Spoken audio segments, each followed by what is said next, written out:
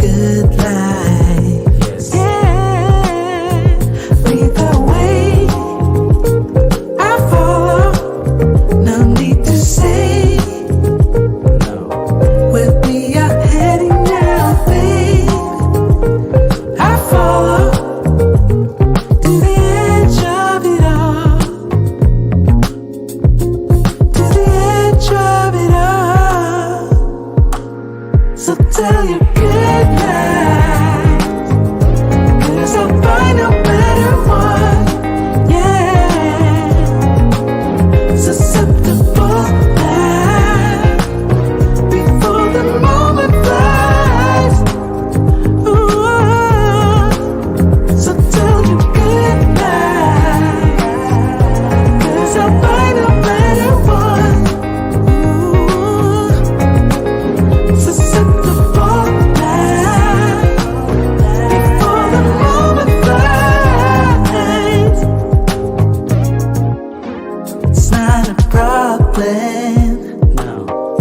'cause I know what I'm getting into. Yes. Yeah, and nothing can stop me, No. 'cause I'm addicted to what you and I realize. Lead the way, I follow. No need to say where we are heading now, babe. I follow to the edge of it all. So tell your good lies, 'cause I'll find a better one. Yeah, susceptible now before the moment flies. Before it flies. So tell your good lies, 'cause I'll find a better one. Susceptible now before the moment flies.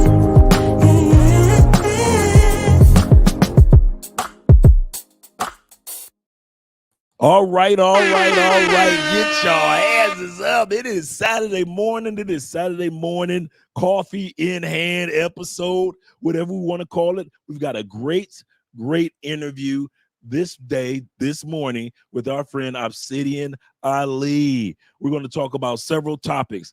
First thing, we're going to talk about his past, present, and future when it comes to being a social media influence. Second thing we're going to talk about is advice that he might have for those of us who are in social media right now, and we're starting to see a shift in how they treat content creators. Thirdly, we're going to talk about is the Black Manosphere Conclave that's going to be in Houston this September. The ticket prices are inexpensive right now, only $95, but they will be going up. So if you want to see individuals such as myself and other individuals such as Coach, a clinician, and hopefully they can get Richie Mack back this year. And they got other great speakers such as, and other individuals such as International Quiet Storm. If you want to meet these individuals face to face as well as myself, you definitely want to be at the Black Manosphere Conclave 2024 4.0 in Houston this September day. All right, let's get some music going. Yeah. Let me even turn that one up while we get these shout outs. We got 36 people in the building. Click that like button. I like you. Make sure you like us too, because we already know Oprah coming next. Once I establish this as a place of truth, once we establish this as a place of truth, Oprah is coming next. Once we establish this as a place of truth, Oprah coming next. Cologne of the day. Yes, you got to smell good in the morning, guys. Cologne of the day is Parfum de Marly's Layton. Parfum de Marly's Layton is an excellent cologne. I kid you not. It is an all day, any time of year, no brainer. It's kind of like the Blue de Chanel back there. It's just a no brainer. Some colognes don't need to be introduction. They do it all. No, they can use these colognes for sleeping or for sexing or for just socializing. That's the beauty of Parfum de Marly's Latent. All right. Let me make sure everything is still going smooth. Looking good. All right. We're looking good on that end. So let's get ready to get these shout outs started. That's some good wake up in the morning music right there. Shout out to my man Tiger Tone in the building. In the building, numero uno. Shout out to you in the land. Yes, sir. In the land. Yes, sir. We got For Profit in the building. Shout out to you, brother, for being here. Make sure you guys hit that like button. We got 45 people in the building. Once again, we've got our interview today with It's Not Over Tour. That's what I call it personally. I call it the Obsidian Ali It's Not Over Tour, because this brother's been all over the place on YouTube, spreading his, letting individuals know where he's going on his platform and what the future of his goals are when it comes to social media. So shout out to that brother. So he'll be here at 11, but this is our time right now. Man, sow a seed. Yes, sir. Sow a seed. Watch it grow. He say, dang, I missed this, brother. He say, I was this choice in the shaking Mr. Samuel's hand. This close. Oh, man. Yeah. Yeah, I wish that I had taken advantage of either doing a consultation and having a consultation conversation. I know some of you guys had consultation scheduled and you didn't get a chance to get to them. And we all do miss him as a brother. You know, there are some individuals that still want to look at Kevin Samuels from the perspective of the show. But a lot of us respect him as Kevin Samuels, the man, and how he carried himself. Excuse me. Mel Woods in the building. Yes, sir. Let's get it. You know how we do. Such as my man Curtis knows that as well. Looking forward to this. I do too. I ain't gonna lie. Seeing, you know, I already had my coffee in the morning. I can watch Angry Man or Obsidian. I can watch Anton, and I could watch my boy Theo Wop. I mean, not Theo Wop, but Theo Coop on Get Better Podcast, Do Better Podcast. Shout out to Theo Coop, the Do Better Podcast. I could sit back and I know what my morning was going to be like while I was editing videos.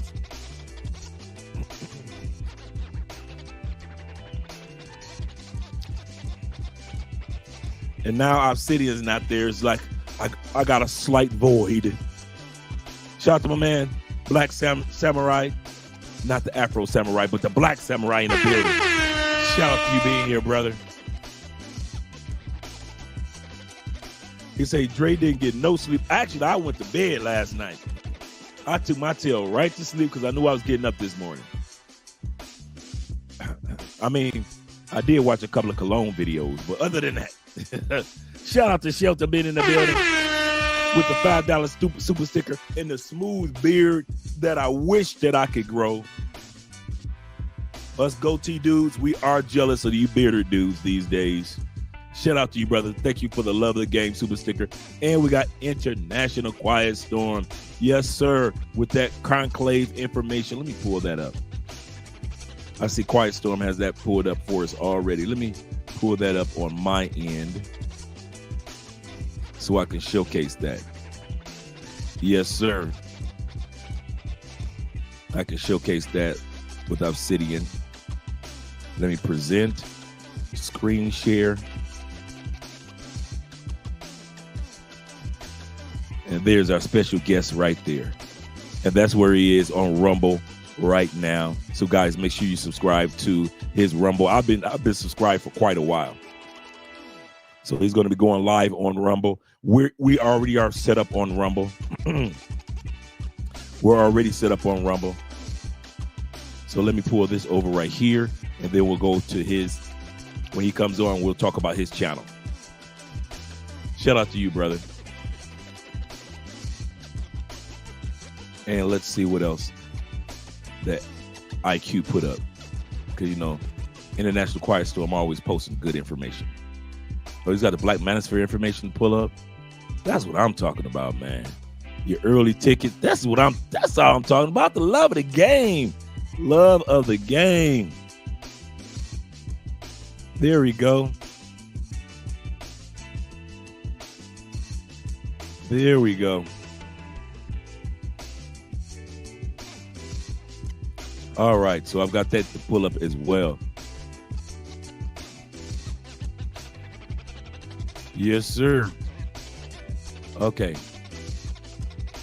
And I also have I have that pulled up, and I also have the Black Manosphere Conclave on, I think I had on Facebook pulled up.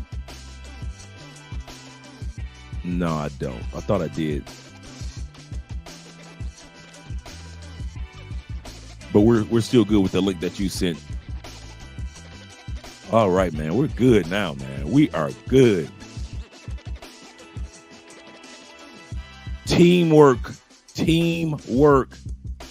Shout out to my man, Imam. Oh, the Imam. Shout out to Imam being here. I appreciate you being here. God bless you too, Imam. God bless you too, kind sir. I'm glad that you made it here. Yes, so. Yes, sir. As well as the professional nomad is in the building. Good morning to you, kind sir, as well. We got 60 people in the building. Click that like button that invite other people in. And we already know once you click that like button, Oprah coming next. Once I establish this as a place of truth, Yeah. Oh yeah. once we establish this as a place of truth, Oprah is coming next. Y'all already know how I act. You better back the fuck up out my face, goddammit. I'm from Detroit, Michigan. Don't play with me. I'm from Detroit, Michigan. Don't play with me. Shout out to my man down in the building. He said 2-pound salad for starting the day. Yes, there we go. That's what I'm talking about. What up, though, big bro? What up to you as well? And we got my man Hassan in the building. Hassani in the building. Shout out to you, brother. I appreciate you being here. Good morning to you. And you're looking clean with it. That's what I love. A suited brother. That's what I'm talking about. Not sweatsuit, not jogging suit, but a nice casual or business suit that should be a part of your attire as well. You ain't got to wear suits all the time, but dang it, at least have it in your arsenal. Have at least a blazer and some slacks in your arsenal. Shout out to you guys. Shout out my man Mark in the building as well. Good morning to you, kind sir. And my boy Dave in the building. Salute Andrea and family. Great day to you all. It's a beautiful day. Here in Colombia, Cali, Colombia, it's about 80 degrees. You know, it's usually how Florida weather used to be before Florida got cold and all these other areas. 'Cause I've been hearing that Florida is cold. Well, that's what we're looking at right now. This beautiful, beautiful weather here in Cali, Colombia, year round. And then you've got Medellin, Colombia, which is called the city of eternal spring because it's spring year round. Cali, Colombia is eternal summer year round. Well, eternal fall, really, just kind of like fall. Cartagena is eternal summer. So just in case you ever wondered, the weather really doesn't change too much. It's just summer all the time. Cali, Colombia is like eternal fall. It's always just nice fall weather here. So shout out without getting cold. Shout out to my man Black Newbie, them Canadian boys at it again, Mom. I told this guy where I was from. He said, "Oh, Canada." Oh, Canada, them Canadian boys at it again with the $2 super sticker. Shout out to you, brother. I appreciate you being here. Oh, yeah. And my man Will Page is here in the building. Black empowerment is here. That's what I'm talking about, man. What did I do right this morning? What did I do right this morning with my man Black Empowerment? 01, the number one, is here in the building. Shout out to you, brothers. We got another 15 minutes before Obsidian comes in. So remember, guys, we got 3 levels that we're going to talk about. Everything's going to be sitting around past, present, and future. First thing when Obsidian is going to be talking about is his past, present, and future of what he wants to do. Second thing, we want to get some advice from Obsidian because he has so much information to share when it comes to being a social media influencer. We're going to talk about the past of what influencing was, the present of it, and what a person should do if you are a YouTuber, a content creator, a TikToker, you're on Rumble, if you're on Twitch. This is going to be a great live stream for you because we're going to be talking about the future of where we see social media going.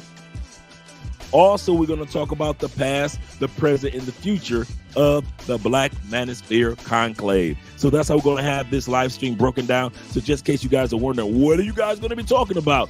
Now you know. Now you know. Shout out to my man Farty in the building. Shout out to you being here, brother. He said, I admit that I am late to this.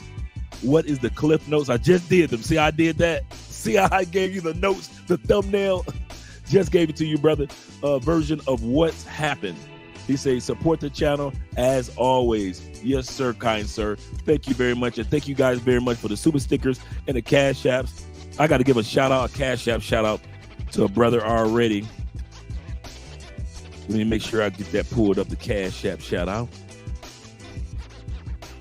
Because I always try to show appreciation for the love of the game.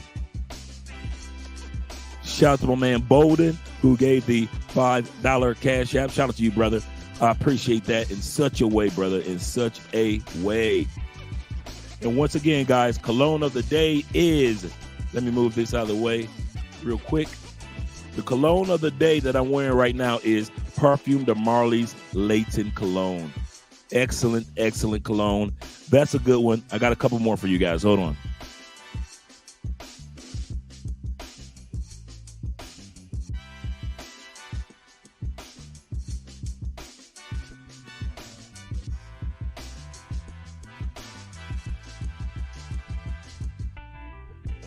Okay, as I was saying, I got a couple more for you guys. Let me get everything set up.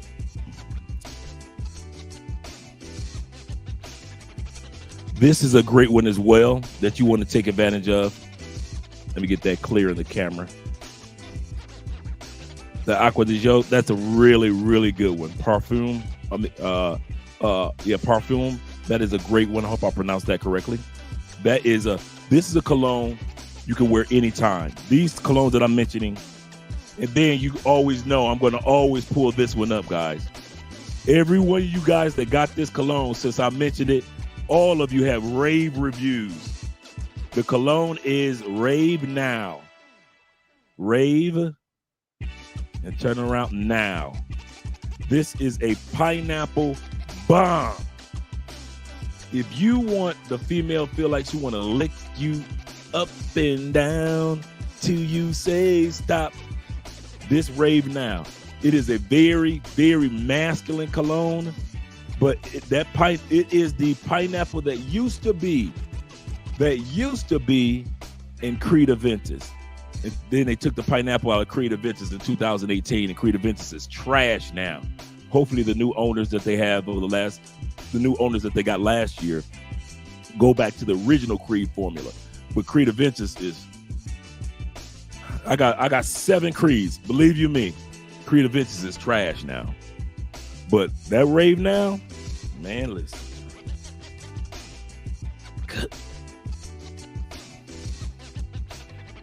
That smells so thick. That smells so good. Oh my God. Oh my God, that smells good. Man. I ain't gonna lie to you. I don't even lie to you. And every time I like pull it out and I smell it, it's like the first time, man. Shout out to you guys. Shout out to my man Kenny People in the building. As well as the Poor Man Podcast guy and the Poor Man Passport guy. Shout out to you being here this morning as well. Buenos dias, Kenny, as well as my man Poor Man's Podcast. Shout out to you. Poor Man's Passport guy. Shout out to you, brother. He said, good morning from the Bay Area. Let me see if I got a West Coast drop in here.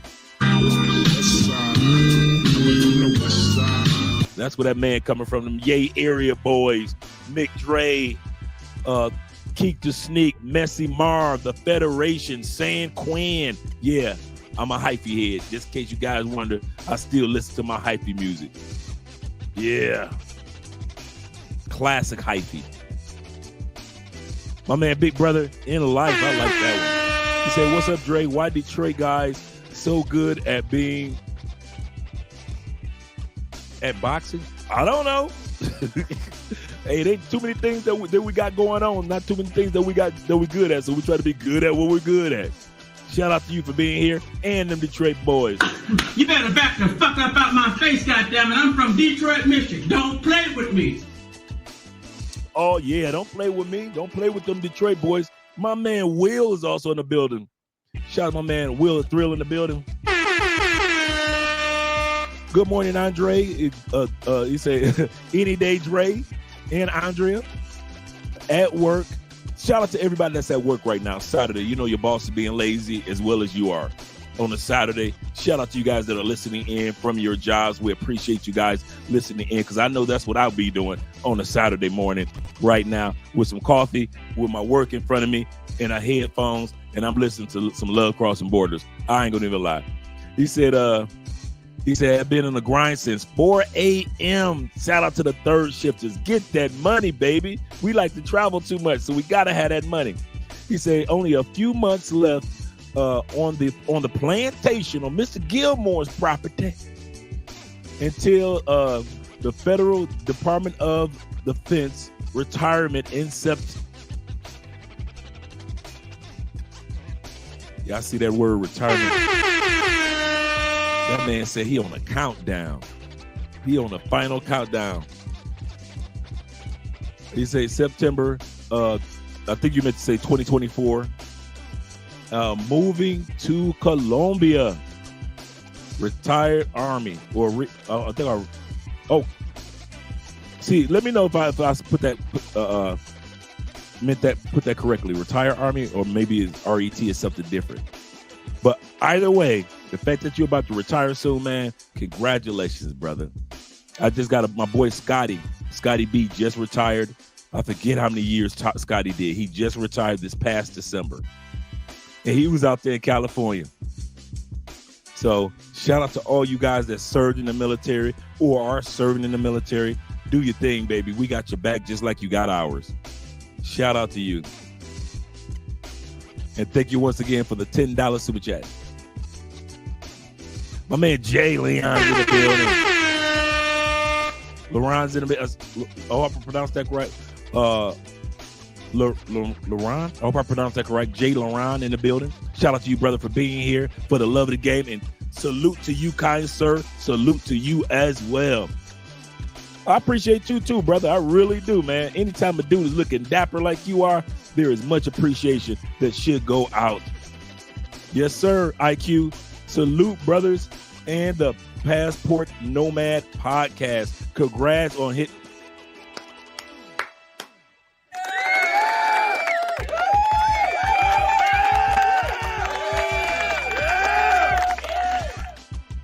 Make sure you drop the link. If you are a content creator, I'm going to say this again. If you are a content creator, make sure that you drop the link to your channel. We got 89 people in the building, so make sure 90 people in the building so we can make sure that others know about your brand and what you are doing. Salute to you, man. That first 100, I forgot the statistic. A YouTuber with 100 subscribers, you are in the top. I think it's, let me get it right. A YouTuber with the top, with 100 subscribers, it's not, you're in the top 15% of all YouTubers. Of all 120 million, 90 million to 120 million, which is a big window. YouTubers drop content on a regular basis. Most of them aren't even at 100 subscribers yet. When you hit that threshold of 100 subscribers, you better believe that is a great starting point. I remember when we were at 500 subscribers and somebody wanted to reach out to us and help us with our channel. And we did a meeting with them. We were only at 400 subscribers. And the guy said, never look down on 400 subscribers because you are doing a lot more than most. And when I did the research years later, he's right. So if you're at 100 subscribers at this point or a little bit more, I'm telling you, you're doing way more than 85% of content creators. It's crazy. That's a crazy stat. You never think about that with 100 subscribers, but you are in the top 15%. Shout out to you, brother. Shout out to you. And my favorite YouTube name, The African Wolf. That's the name that I'm so jealous of. I wish I'd have thought about that one myself. He says, shout out to everyone working OT, them overtime boys, the Midwest boys. We used to overtime. Shout out to all them Southern boys that's doing other overtime. All you boys are over there in Iowa, Wyoming, Utah, the Dakotas, Colorado. Shout out to all you OTers. West Coast boys, you know we got your back. All you guys from California to Oregon to Washington, we got your back. Shout out to all you OTers. And come on, East Coast, you already know. We keep that overtime going.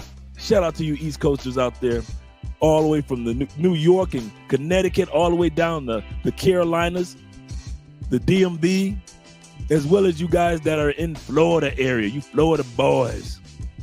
Shout out to you guys. Yeah, get that overtime money because you already know we vacationing, we relocating. Salute to you as well, Twan in the building. And strolling. Shout out to you, brother, for being here. Salute to you from them Texas boys. Coming from, is it Texas? I'm gonna put you in Texas. I'll put you in Texas today. Now y'all know about the Texas boys coming down to Candy Toy. Shout out to you, brother, for being here. From that's H-Town, Houston. Them Houston boys, they at it again, Mom. Let's bring that beat back again. Now y'all know about the Texas boys coming down to Candy Toy. Them Texas boys. Shout out to my man Tevin King in the building, always showing love and appreciation to the channel. Good morning, Andre. You see that I'm not the only one working early in the morning. Just like the Gap band, get up early in the morning. See what I'm saying? Because the early bird always catches the worm. Salutations to everyone in the chat. And remember to smash that like button because Oprah coming next. Oprah's coming next. Because we're going to establish this channel as a place of truth. We got Larry Perry. Man, what am I doing right this morning? We got Larry Perry in the building. Shout out to you, brother. Shout out to you. Let me make sure I got this. All right. And my man Uriah. I appreciate you, brother. One of my favorite Bible names. I always say that. Uriah. Shout out to you, brother. Thank you very much once again for the Cash App. IQ said, he says, Dre back in pricey colognes like he was at Macy's. A picky colognes, yeah. That I kid y'all not. Other than anything that has to do with the brand or equipment, I really don't spend money on myself, except for like if we're vacationing or something. But the only time I spend money on myself is I buy colognes. I find some good deals on colognes. I'm going to start dropping the links soon on where I get my colognes. But yeah, that's basically where it is. Shout out to you guys being here. We got Gamer. Watch Gamers in the building. Latafa, that's a must-have. I got a bunch of Latafas. I'm trying to think of which ones right off the rip that I have. Goodness gracious. I need to slow down on Latafa, but I love their brand so much, man. They're clones, bar none. You're absolutely correct. Dapper Don's in the building as well. Shout out to you. And my man Walter. I'm doing something right. Walter Code from Thailand. Hit that like button. Yes, sir. Yes, sir. We got 100 people in the building. Click that like button so we get 100 more up in here. Shout out to you. Let me make sure I get this link once again over to Obsidian. because I know I sent it over to him last night. Let me make sure I get it over to him once more. Yeah, that beat. That is a wake you up in the morning soundtrack. Let me get this done once more.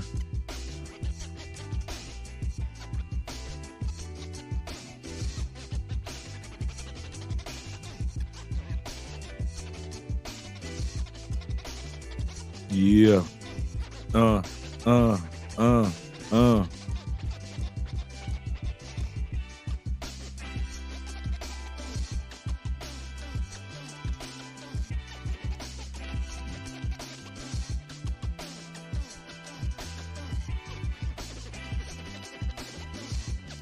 Thank you very much, guys, for your patience.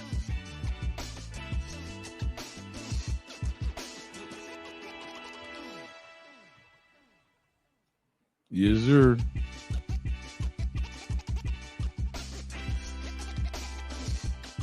All right. We got that done again. All right, let's continue on with these shout outs. Men's Daily Advice is in the building.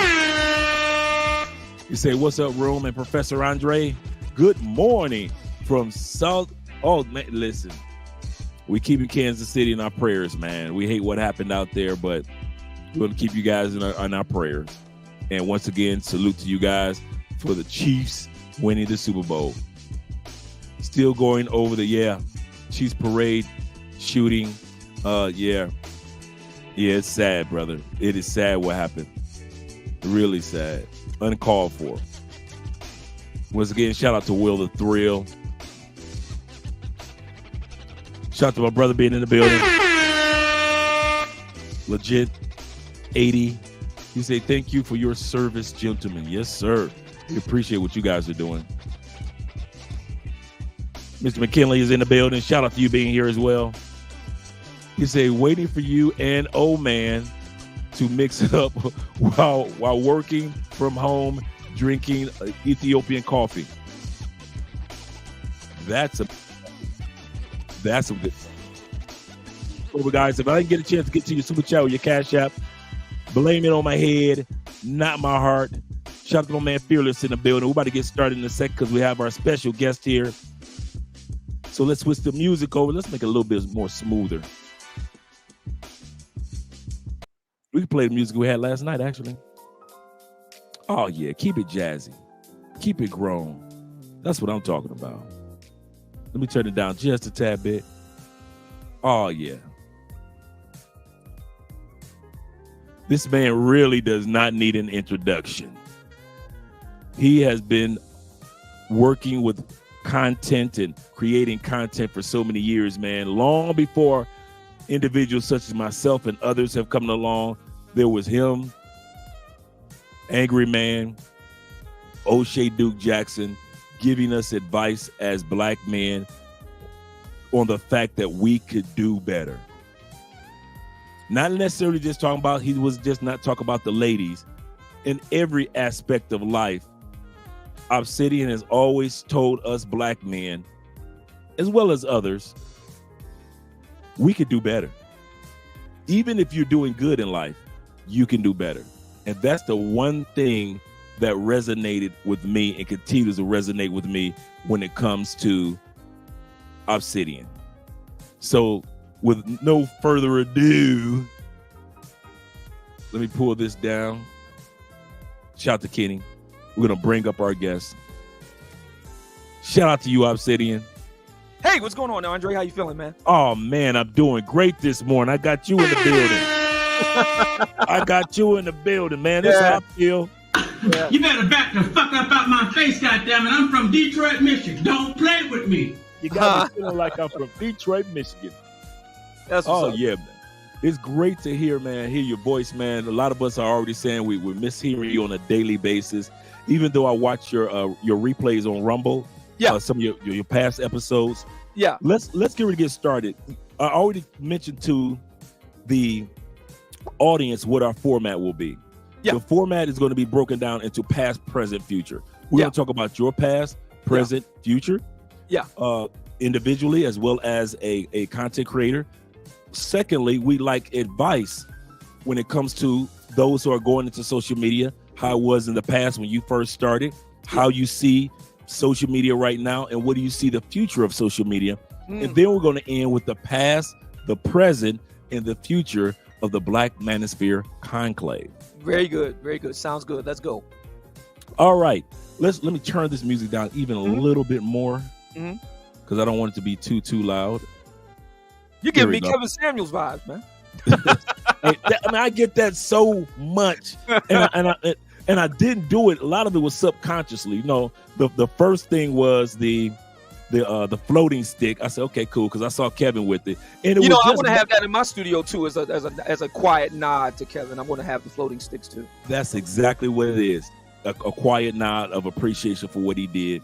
And the only reason I didn't even realize that the painting that my wife did was kind of the colors kind of remind you of that statue that he had in his studio. Yeah. That I didn't think about that. And then the cologne. So when guys sit back and say, "Hey man, you got that Kevin Samuels set up," and I'm like, "What are you guys talking?" But I guess in a small subconscious way, I guess I do. But all of it is out of appreciation. He has imprinted all of us. And I had said in his passing, wow, it's hard to believe it's been almost 2 years. I said that because the way we are as a people, we tend to look for like messianic figures, that come along with really big figures. And I had said the issue here isn't looking for the next Kevin Samuels. The question the thing that I propose is that we're all Kevin Samuels. True. And that we all have a little bit of him in us, and that we all manifest a little bit of him in us. I think if we all did that in our own way, a touch of him, that will go a long way to keeping him alive. So I don't look for one brother to come along and be the next Kevin Samuels. No, I think we need it's more like a nanobot strategy. It's like a whole lot of little Kevin Samuels is out there. So yeah. Absolutely. I agree with that. When it comes to you, and I know you told this story several times over, because what I call what you're doing is the It's Not Over tour. Because I see you everywhere on YouTube. It's funny, isn't it? It's like I feel like a Force ghost. I feel like I had my Obi-Wan Kenobi moment, and everybody wants me to reappear, on YouTube. Matter of fact, I got several interviews today. You and Dr. Tia Johnson later on this evening, and Black Men Being Brutally Honest. They want me to come on their show. Hardcore Tito, the kosher clinician. So the whole weekend is kind of like jammed up with interviews. And I love it. Anybody out there want me to come on their show to chop it up and discuss the incident and all that sort of thing, I have no problem. Just hit me up, theobsidianfiles@gmail.com, and you can catch me over on Rumble. Just look for my name, Mumia Obsidian Ali. You'll find me over there. I'm on the Rumble. Be back on the air first thing Monday morning. Got to talk about this Fonnie Willis thing. I took the 2 days off to watch all the trial proceedings. My God, what? I'm just doing a victory lap of my own, because the things that I was talking about over the years, Fonnie Willis exemplified on the stand, on the record, for the whole world to see. So I'm like, I'm vindicated, Yeah, absolutely. And I watched it on Lead Attorney because he had it going live, and so he was giving this commentary as well. But it's crazy how you're starting to see a lot of sisters in power starting to slowly crumble and tumble, sadly. It's sad how it's happening, but at the end of the day, like you said, fair warning was given to many of us with how we behave, and so it catches up with a lot of individuals. Well, the thing about Black men is, I'll go ahead and put headshots on it. One reason why, Dr. Umar Johnson is constantly being dogged is because over years now. Now you're looking at 9 years, and no school to date. His various peccadillos. Tommy Sotomayor had been kind of, dogged for, kind of basically working with the help, if you will. Right. and on it goes. I mean, and that's a constant. Derek Jackson, anyone? I mean, he's the biggest one of all. Completely misrepresented himself, pathological liar, serial cheater, hypocrite, and F-boy par excellence. So I mean, black men, we know how, or we should know how to conduct ourselves in certain various situations. Otherwise, we're likely to get slammed. That has never really existed for black women until very recently. Claudine Gay, Sherry Ann Charleston, Fonnie Willis, Marilyn Mosby, etc. Now that they've gotten what they wanted, they got to conduct themselves accordingly, or else. So there you go. That's true. There are repercussions no matter who you are, male or female, especially for those of us that are of color. We really have to not walk on eggshells, but at least be strategic in our moves and our behaviors. Yeah. Let's go back to the past. Let's go back in time, like Blackstreet says. When you first started, or even prior to starting YouTube, what got you guys into it? I didn't know. What got you into? I didn't know Angry Man and O'Shea. I didn't know them at the time. We had found each other out once we all got on YouTube. But what it did for me was I did an interview with a guy named Roosh V, Roosh V, Roosh V, and he was a pickup artist type and very controversial. He's been through his cancel moment, so I guess I'm in good company now. I've been, Andrew Tate's been canceled, and Fresh and Fit's been canceled. Tommy Sotomayor's been canceled. Donald Trump's been canceled. Steve Crowder's been canceled, and Russell Brand and Paul I think it's James Paul Watson and Roosh has been canceled. So then I've been canceled, right? So and we all see how that goes. Once you get canceled, you pretty much go Nova, pretty much. You just kind of all over the place. But in any event, I interviewed Roosh back in 2015, and he was a controversial figure both inside and outside of the pickup artist men's community. So in other words, men and women who were outside the community felt some kind of way about him, and there were guys inside of the men's rights community, pickup artist community, that felt some kind of way about him. And I was the only guy, and I'm probably still the only guy to date, who was writing on 2 different platforms to interview him.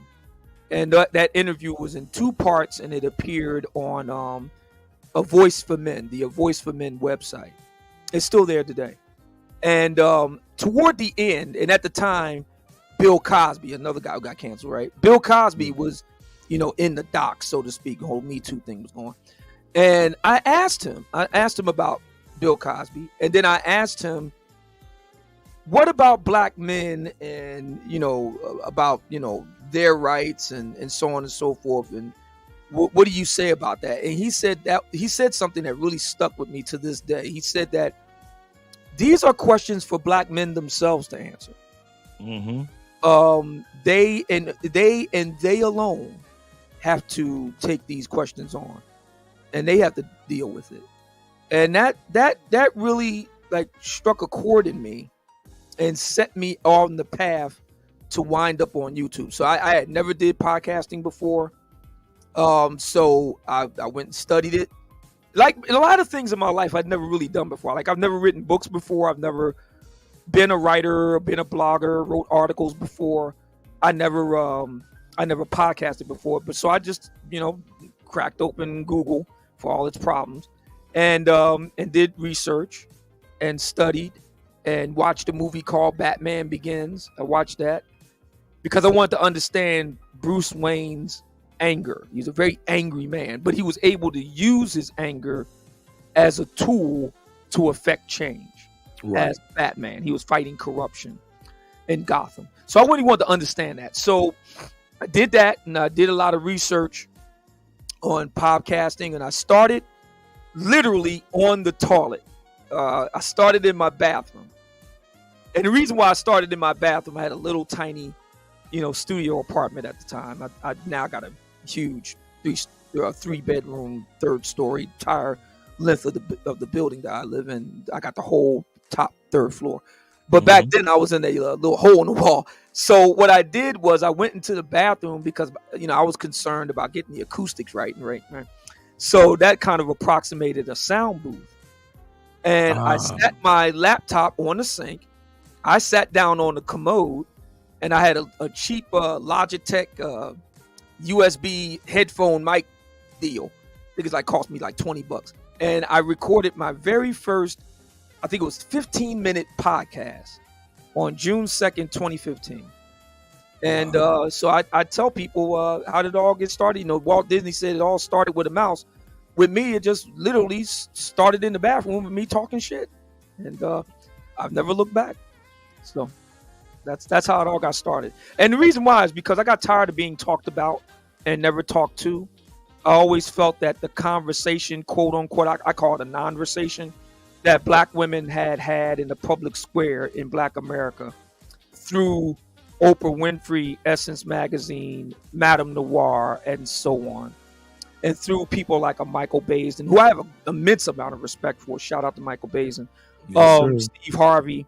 They were having these non-versations because black men, rank and file, weren't involved.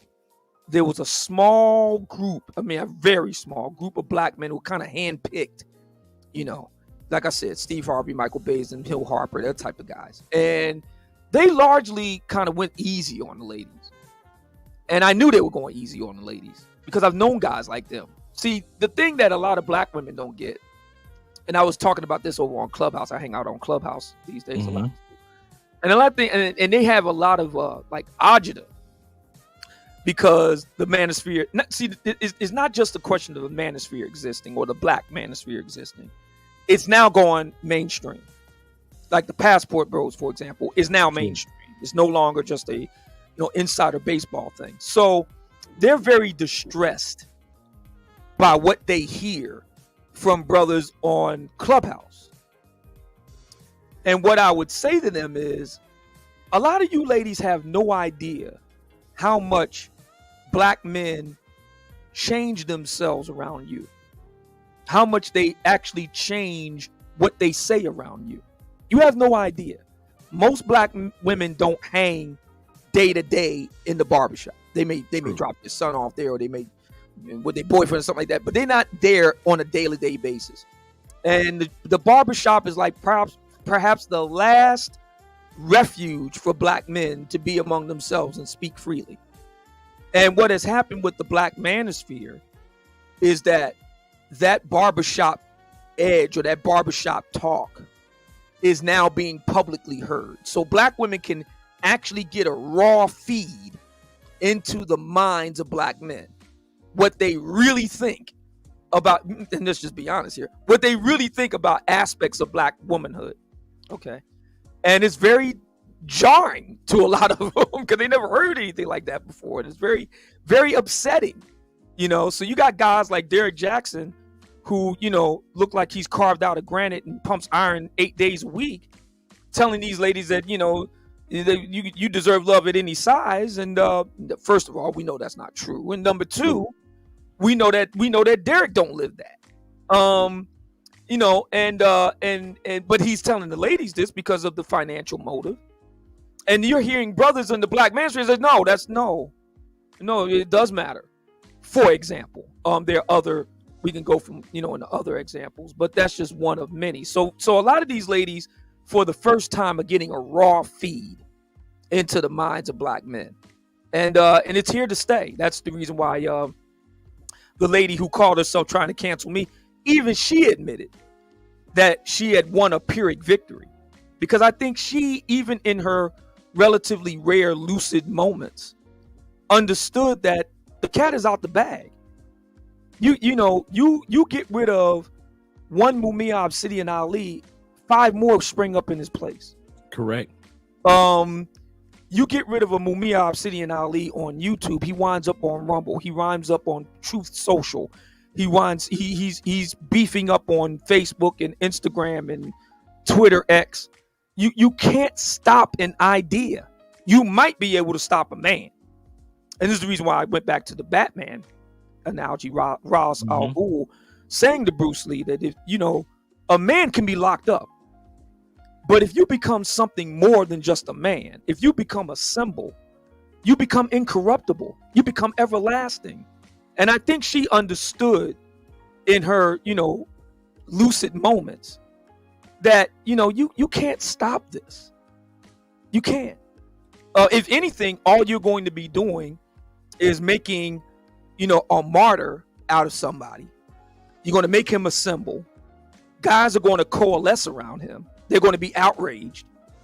And the ideas are going to endure, and it's going to be taken as a tacit admission that you could not debunk or counter his ideas.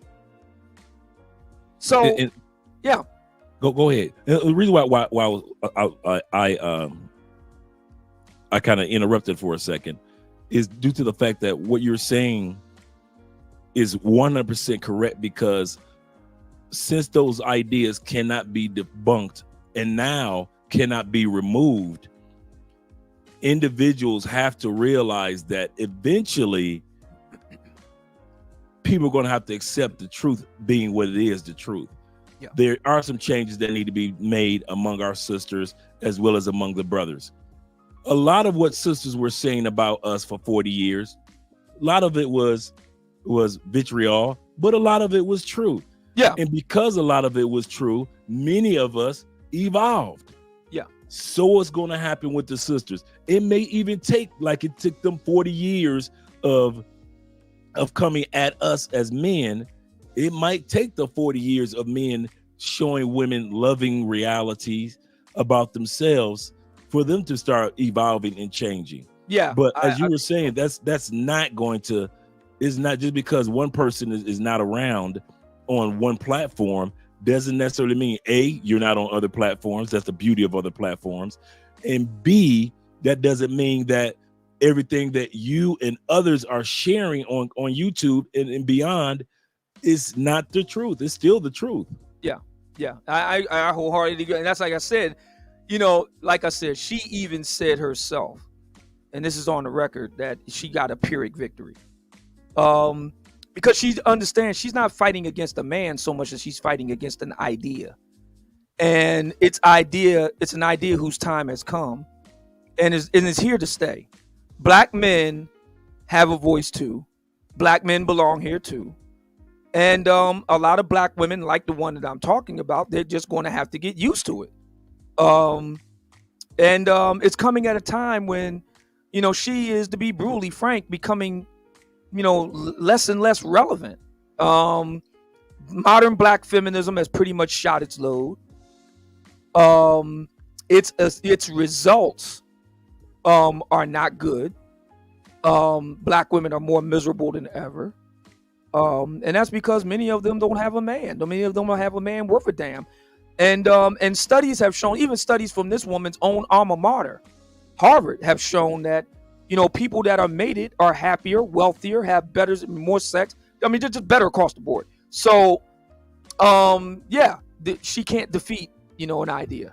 And the fact that by the way, you are fine hosting me. I just want to let anybody know who's listening right now that wants to host me and have concerns about doing so because of me being quote unquote canceled. No worries. We already looked into it. You're good to go. So that's another example. Cancel culture doesn't work because you're going up against ideas. You know what works against ideas? Better ideas. And you know how you get better ideas? Debate. That's how you get better ideas. You don't get better ideas by shutting down people because you don't like them, or because they said something that you don't like or agree with, or because you do find something about them objectionable. You get better ideas by actually coming up with ideas that are actually better than the other ideas because you actually test them out in real time. And this is what modern black feminists are trying to do. They're trying to circumvent the very academic truth-finding process that they wear like some kind of badge of honor. As long as they don't debate, people are going to be looking like, what do they have to hide? If I'm so reprehensible, prove it. Prove it in front of everybody in real time. But they don't. Their actions tell us that they are afraid, and rightly so, because we just got better ideas. I often say that the black manosphere does more good for black women than modern black feminism has done, or will, you talking about past, present, and future, has done, is doing, or will ever do for black women. Now dig the irony of that. The black manosphere, if I've had a woman tell me, I wrote a book for black women back in 2022, the year that Kevin died. I wrote a book for black women at their request, the Book of Obsidian, the ladies edition. And I had a woman tell me, she's married now. I had a woman tell me that she got married because of that book. And she got married because she took the raw feed of the black manosphere, took a hard look at herself and made the adjustments. She is now happily married. Now, I dare say, Kevin. yeah, exactly. I dare say that my modern black feminist interlocutor cannot deliver those type of receipts in the past calendar year. And I did that without even trying. I wasn't setting out to help black women per se. Black women came to me and asked me for advice. The very fact that a black women asked me to write a book for them, and instead not go to people like my modern black feminist interlocutor, tells you just where things are. That clearly what she and her cohorts are doing ain't delivering. If they got to come to people like me, and then we get the results. I mean, you know, that is what it's about at the end of the day, right? Results, right? Absolutely. And now you're starting to see a kind of shift in the I think her name is Ebony K, the news reporter. Yes. You're starting to see a shift in her dialogue regarding, hey, ladies, this is how men think. We might as well accept it. We can mock it. We can talk about it and put these men down, but it's not going to change. Men see us this particular way. We do have a wall that we hit. I like how Angry Man says. He says that women hit the wall, men have a ceiling, but at the end of the day, she's starting to shift in her, dialogue, and how she once was so starch, like we can do anything, we can rule the world. And now as time progressing, she's starting to sound like you would say those undercover I forget how you would word the term. Like you said that about Dr. Umar. You said that he was a double agent. She's starting to sound like right. Yeah. She's starting to sound like that. Mm-hmm. Because now some of her talking points as time progressed, and now even though she's frozen the eggs and it's not working, even she's starting to shift in how she talks about, or let's put it like this, shift in how she talks to women. And she's like, listen, in some of these areas, we're not going to change men from being men. And this is how they think, and we have to accept that. We got 165 people in the building. Click that like button. We like you. Make sure you like us too, because we already know once you click that like button and get us over 100 likes, Oprah coming next. Oprah is coming next, because we're establishing this as a place of truth. Shout out to you guys for the super chats, and I'm going to be reading the cash apps in a few moments, but we're going to continue on with our special guest, my man, the old man that many of us say that we miss so much hearing you on a regular basis when we get up in the morning with our morning coffee. So we're looking forward to seeing you on a regular basis on Rumble. Yes, sir. Let us know currently when you think you're going to go live. I think you said Monday, but when Monday, 10 a.m., brother. 10 Okay, a.m. cool. Eastern time, 10 a.m. That's when we're going to be talking about what else? Fonnie Willis. I wanted to take the time out to watch the testimony, watch everything for myself. I didn't want to get it secondhand from somebody else. I watched the raw feed. Saw the whole, there's like 9 hours of testimony that I turned around and did some more yesterday. She wasn't supposed to show up Thursday, but did. She was supposed to show up Friday, but didn't. I said, man, this thing is like insane. So we got the footage. We're going to be talking about it Monday. So on Rumble, just look for my name. You'll see me over there. Hit up the subscribe button. Mumia Obsidian Ali Unleashed on Rumble. And by the way, my man Daryl Long, hit me up, theobsidianfiles@gmail.com. I got time today, so hit me up, theobsidianfiles@gmail.com. Anybody else want me to come on their show, hit me up, theobsidianfiles@gmail.com between, let's say, 2 in the afternoon, because I'll probably be here till maybe 1 or so. Say 2 in the afternoon to 7, I'm free. So first come, first serve. So hit me up. Shout out to Daryl. You better back the fuck up out my face, goddammit. I'm from Detroit, Michigan. Don't play with me. Shout out to the Detroit boys. Shout out to Daryl Long. Make sure you guys subscribe to his channel, especially if Obsidian is going to be on there this afternoon or even scheduled for the future. So shout out to my man Daryl being here in the building. I have your Rumble pulled up right now. Yeah. And so guys can see that. And we've had International Quiet Storm dropping the link throughout the live stream for individuals to subscribe to your channels. Are you going to be on other platforms? I am on Facebook. You can hit me up. My Facebook fan page is Obsidian Radio Live. My personal page is Mumia Ali. Same thing as Mumia Obsidian Ali. Just take the Obsidian out. I couldn't figure out how to work the Obsidian in there. So just Mumia Ali. On Twitter, at Obsidian Files, Files, all one word. On Instagram, my name, at Mumia Obsidian Ali. You'll be able to follow me over there. You can hit me up on Patreon and become a patron. www.patreon.com/Mumia Obsidian Ali. Matter of fact, I need to reach out to the patrons this weekend, let them know what I'm up to. So those are all of my socials. You can follow me. Pretty soon I'll be on Truth Social. That's Donald Trump's social media platform. Yeah, that's true. And he just got the green light from the Security Exchange Commission to take his platform Truth Social public, unlocking $300 million in investment funds. It's valued at around $4 billion. So his net worth just shot up by an extra $4 billion with Truth Social. Remember, he was banned from YouTube too. How did that work out? Yes, he was. How did that work out? Andrew Tate was banned from YouTube. How did that work out?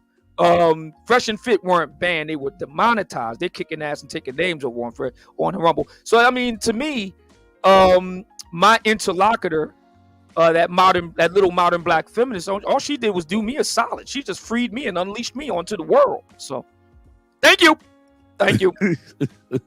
Do you think that that nudge of the universe, because it's not comparing you to Moses at all, but comparing the situation where Moses was kind of comfortable with being, the stepson of Pharaoh, but God had different plans for him, and he had to go out into the wilderness and become greater than what he even expected.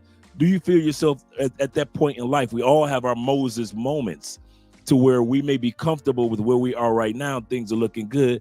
But then the universe is telling us, I've got something greater for you coming down the turnpike, whether you realize it or not. Do you think that that's where you are right now? I absolutely do. I think that I'm not somebody that looks at life and its challenges and ups and downs as bad experience and everything.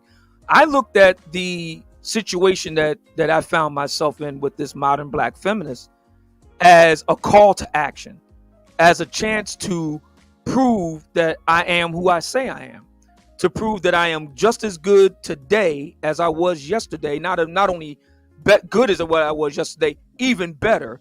I saw it as a challenge to conquer, not as a unfortunate event to wallow under. I don't see situations that happen in my life like this as bad or negative. I see them as opportunities and challenges to take the bull by the horns and get even better. So, and in so doing, going back to your Moses analogy, in so doing, kind of leading brothers out of the wilderness into the promised land. Because my thinking is this: YouTube and big tech, okay, Facebook, which owns Instagram.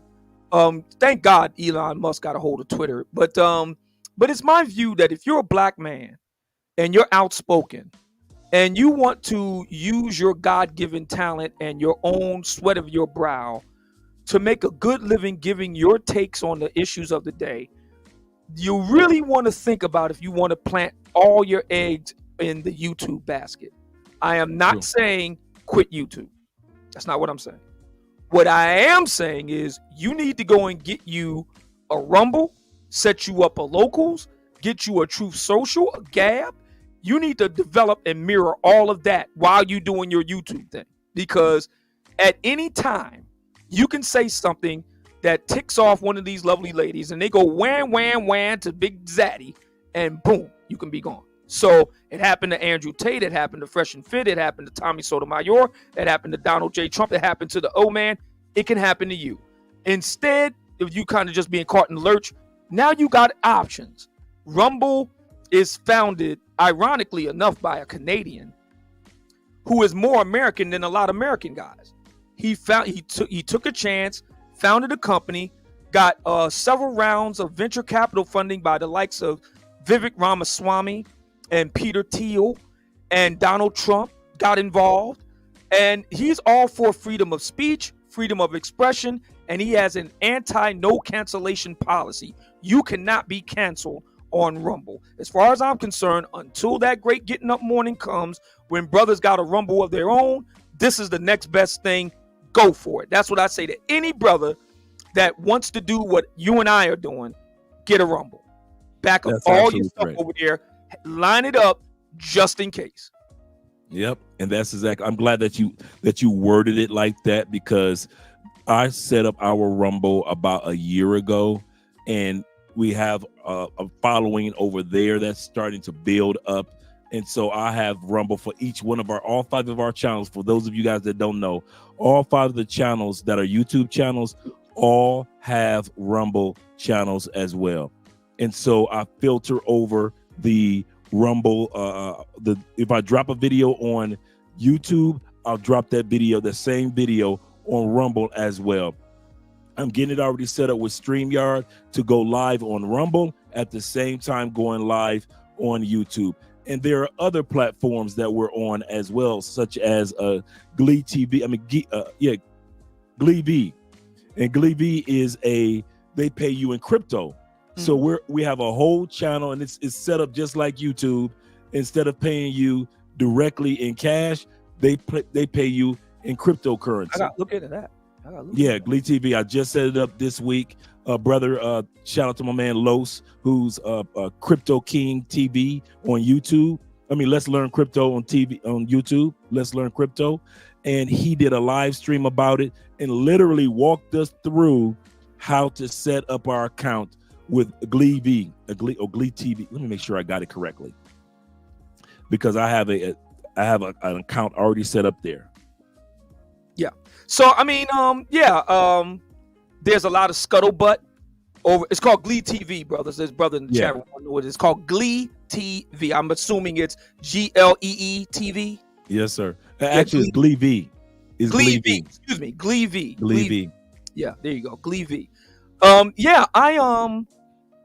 Some couple brothers I'm watching in the chat room, but I'm glad to see a lot of nice colors there.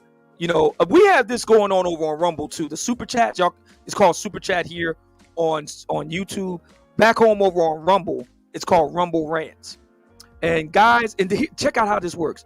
So here on YouTube, brothers can give whatever they want to give on super chats, and I will always say that the money, in my opinion, as someone who has been going on to achieve being in the top 100 most successful YouTubers in the country 8 times last year, 8 times, I will always say the money is in the super chats, not the AdSense. And here's the reason why. For one thing, you don't need to accrue a ridiculous amount of views in order to make money. On YouTube, you make a maximum of $18 per 1,000 views. Okay? Write that down. $18 per 1,000 views. Rumble actually pays you more by $2. Rumble gives you a maximum of $20 per 1,000 views. Now, in order for you to make some nice coin, you can do the math here. You got to be kicking out pretty consistently, high viewer count to get some money. But think about what you can do with Super Chat. If you're doing a live every day, you're going live every day, 2-3 hours a day, right? 4 hours a day, whatever. You can make the potential for you to make money from super chat is insane. And how do I know that's true? Aside from my own personal life, Kevin did it that way. Fresh and Fit, before they were demonetized, who the modern black feminist interlocutor of mine was openly calling for to be canceled. They were pulling in 60 grand a month from super chat alone. And that's with YouTube taking a third off the top. So in other words, they were bringing in damn near 100 grand a month from super chats alone. Fresh and Fit. Yep. Okay. So now, did I bring in that kind of money? I wish. But I was in the top 100 8 times. I can say from personal experience, you can make a nice bit of coin if you're on and popping on YouTube. Here's the trick. They're taking 30% off the top. True. Now, I'm trying everything out over on Rumble, and what I'm making on Rumble right now, guess how much money they took out of it? $20. $20. $20. Okay. Is that another reason for you to consider setting up a Rumble? Think about it. My thinking is this: if I can make the top one, there are approximately 450,000 full-time YouTubers in the United States. True. I'm in the top 108 times in the calendar year. If I could do that with all the bull crap that goes on YouTube and them taking me for 30% off the rip, what can I do on Rumble? What can I do? It's shooting fit. I mean, like I said, I gotta hand it to her. I mean, not only is my modern black feminist interlocutor going to make me a shit ton more money, she just gave me a raise essentially. But she's also going to help me sell a shit ton of books and help me get my second #1 bestseller. So again, I say to her, thank you. I appreciate you. Thank you. The gift that keeps on giving, black female. The gift that keeps on giving. This is so true. Let's go to these super chats. Shout out to these guys being here. Let's see where we ended. I always ended with the Will, the African Tevin. Let me scroll down. I'm scrolling down. Oh yeah, here we go. We got Danny in the building. Shout out to you. He said, I'm attempting to get a sailboat. Hey, Danny, I kid you not. This was my goal. So, dude, I had all the sailing magazines. I was going to all the boat shows. I was going to get a 52-foot catamaran yacht and live on it for a year and a half, traveling from different locations. I kid you not. That was my goal. Long before the passport days, that was my original goals. Shout out to you. He said, I'm attempting to get a sailboat and sail around the world and eventually getting into Cartagena, Colombia. And I heard that it's great cruise. Yes, it is. It is great cruising ground. There's a lot of sailboats and yachts out there in Cartagena. He said, but before I do, might fly to Colombia. Yes, definitely fly out here when you get a chance. We got my man, old man will be coming out here, hopefully, for the Afro-Colombian Festival here in Cali, Colombia. You better believe August. So yes. all you yes, sir. All you guys that don't know, Cali, Colombia has one of the world's largest celebrations for black people of African descent. Over 300,000 people come from Africa, Brazil, all over South America, actually, and North America for a celebration of our African heritage during the Petronio Alvarez Afro-Colombian Festival. It's 5 days of free concerts, free music, everything, free entry. You get so much, and it's also, they have expos and business workshops and getting to know the local Afro-Colombian environment here in Cali, Colombia. But the concerts have like 50,000 people. It is the craziest thing. So this year, it's August 14th to the 19th, 5 days, August 14th from that Wednesday. It always starts on Wednesday and always ends on that holiday on Monday. Here in Colombia, all holidays by law must fall on a Monday, so everybody gets a 3-day weekend.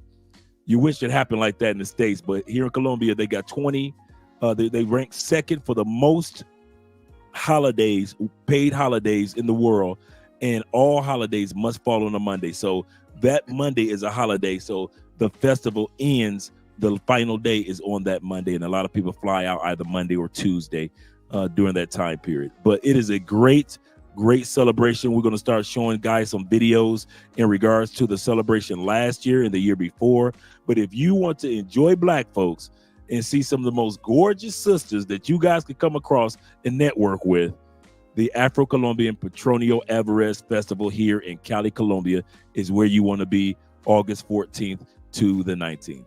So shout out to you, brother. Also, my man LJ's in the building. The Southern Vegan, Andre and Obsidian on the same live stream. Pray believe it. Yes, sir. Yeah, it's a wonderful thing.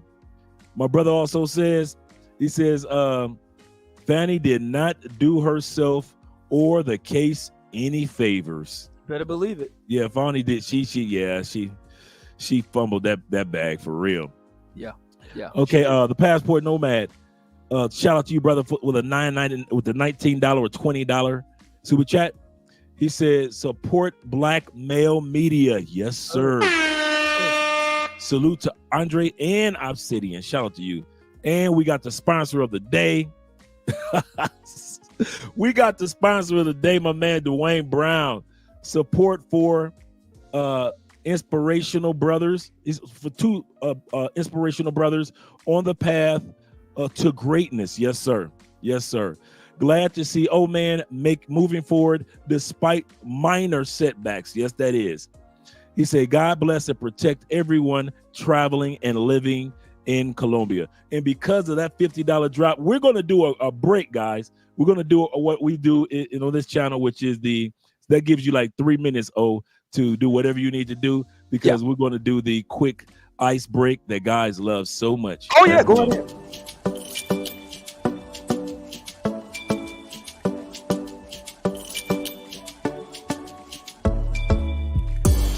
Det var första gången vi möttes. Våra blickar bara möttes. Kommer du ihåg det igen? Kommer du ihåg igen? Du vill ha ice and little fingers. Då du vet det chalas. All in, ingen broms, schackmatt på din vänster hand. Du är så viktig, baby. Ja, du allians. Du är försiktig, baby. Men du gav mig en chans. Det är 50-50, baby. Men det är balans. Jag växlar upp med dig, baby. Ingen annan. Det var fan ingen dans på någon ros innan jag träffade någon som det. Baby. Det var fan ingen dans på någon ros innan jag träffade någon som det. Du är mitt liv, baby. Aldrig titta på någon annan, varför du med annan? Kom var med mig, baby. Aldrig lita på någon annan. Finns ingen annan, jag vill ha min chakarinna. Låsa av sig, ingen sinna. Jag kommer alltid ride with you. 100 gubbar klart die for you. Du är så viktig, baby. Ja, du allians. Du är försiktig, baby.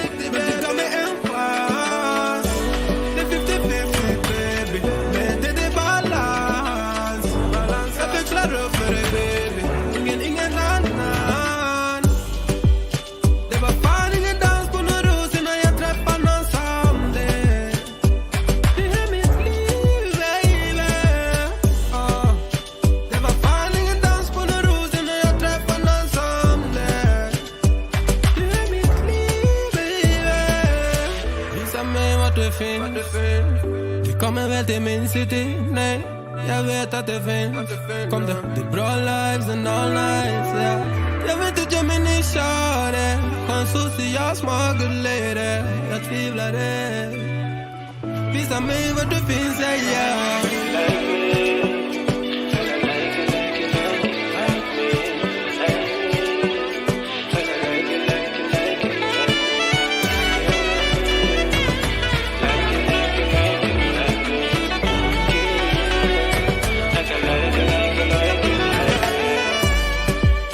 Det var fan ingen dans på någon ros innan jag träffade någon som det.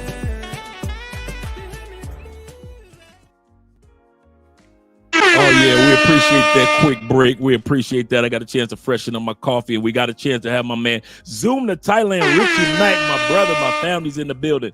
He said, I had to stay up for this and because it's late out there in Thailand. Shout out to you. He said, love Dre, miss Obsidian. Yes, we all do. He said, I'm glad. So we're glad to see that he's on Rumble. He's going to be starting again. See you in September.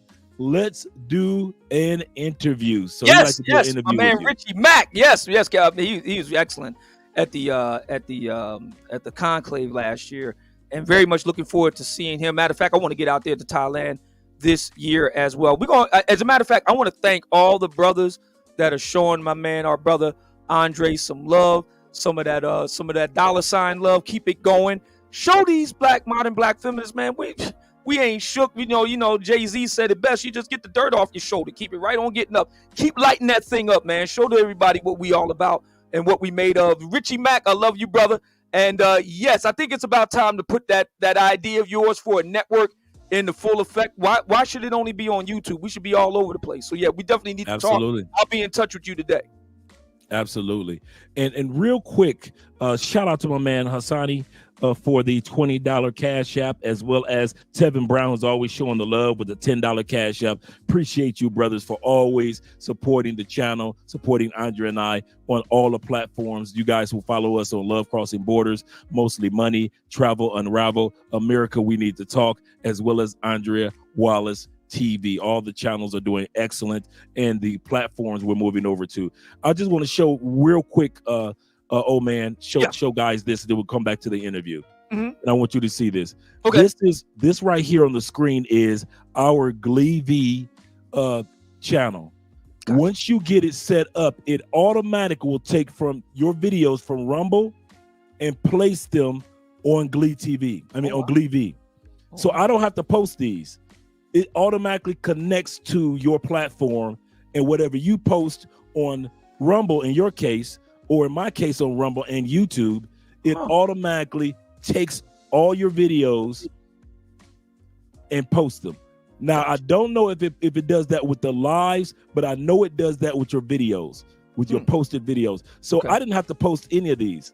Wow. Once I dropped these, once I got set up the account, which took like 5 minutes to do, and then it allows you to have other channels that's already set up. So I already got Mostly Money already set up. I got Travel Unravel set up on here, and this is the website that pays you by way of crypto. So I just set it and forget it.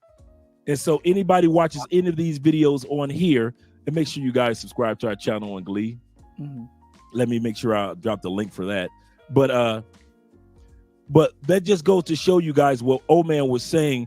Make sure that you diversify your opportunities as a content creator.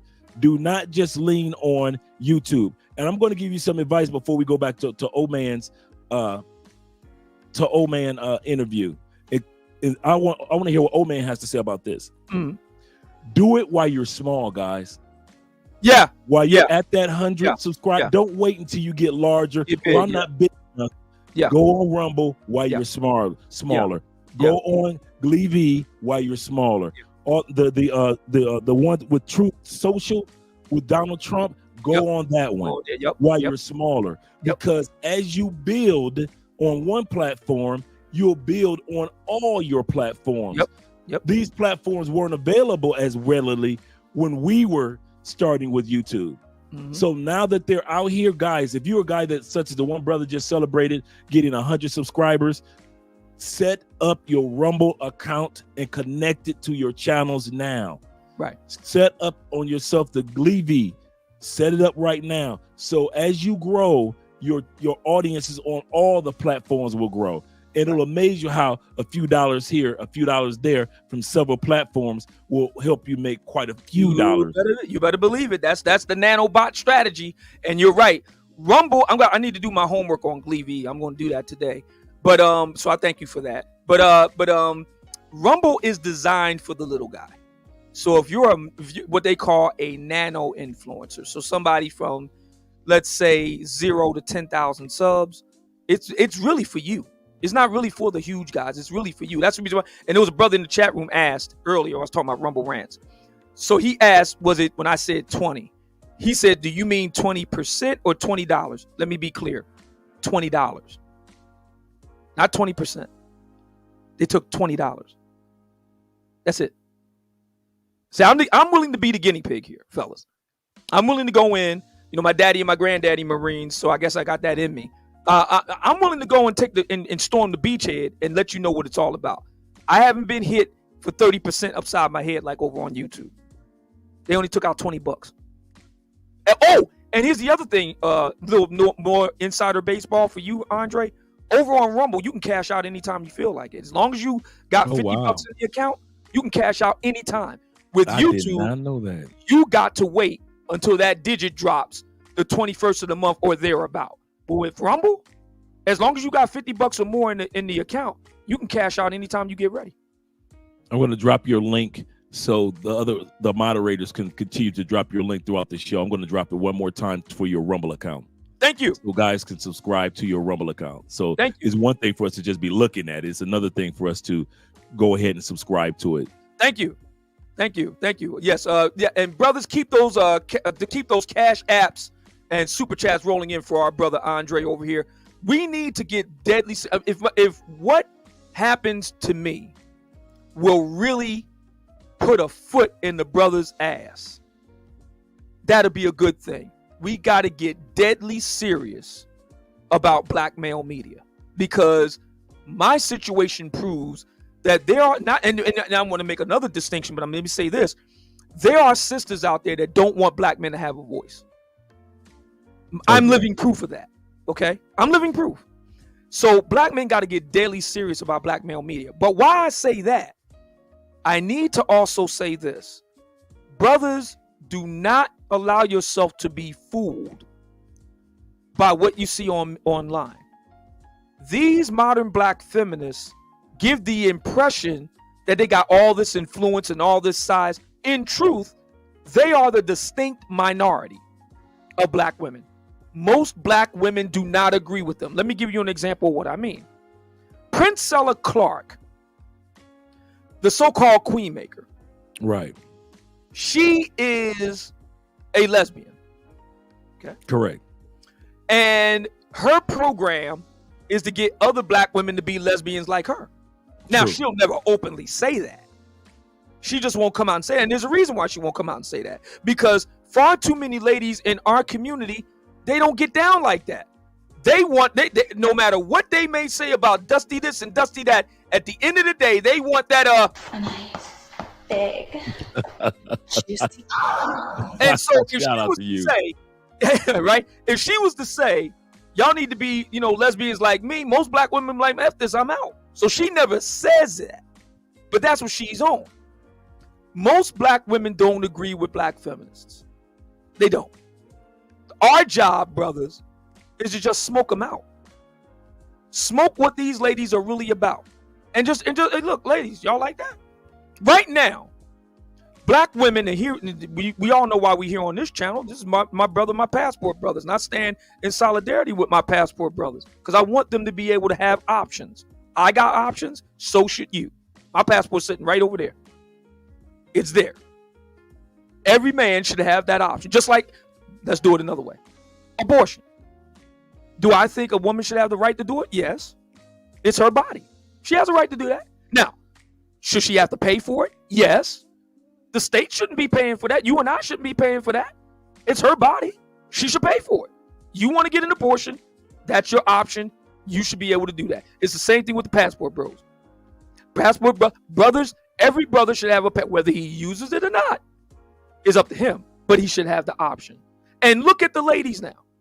Look at what they're doing. Now they're following us to Brazil. They're following us to Colombia. They're following us to the Dominican Republic. They're following us over to Africa. Matter of fact, they're even going so far, my brothers, to pass themselves off as Brazilian, as Dominican, as Colombian. If we're so dusty, if we're so this and that, why are they getting on flights? Why are they catching flights and giving field reports of what the brothers are looking like when they get off the plane with their good-looking luggage, and the ladies there waiting for them on the tarmac with the freakum dress, and she brought her girlfriend because he brought his homeboy, and his homeboy, this is the first time in country, so she brings a girlfriend for him. Why do they know all these details if we so dusty?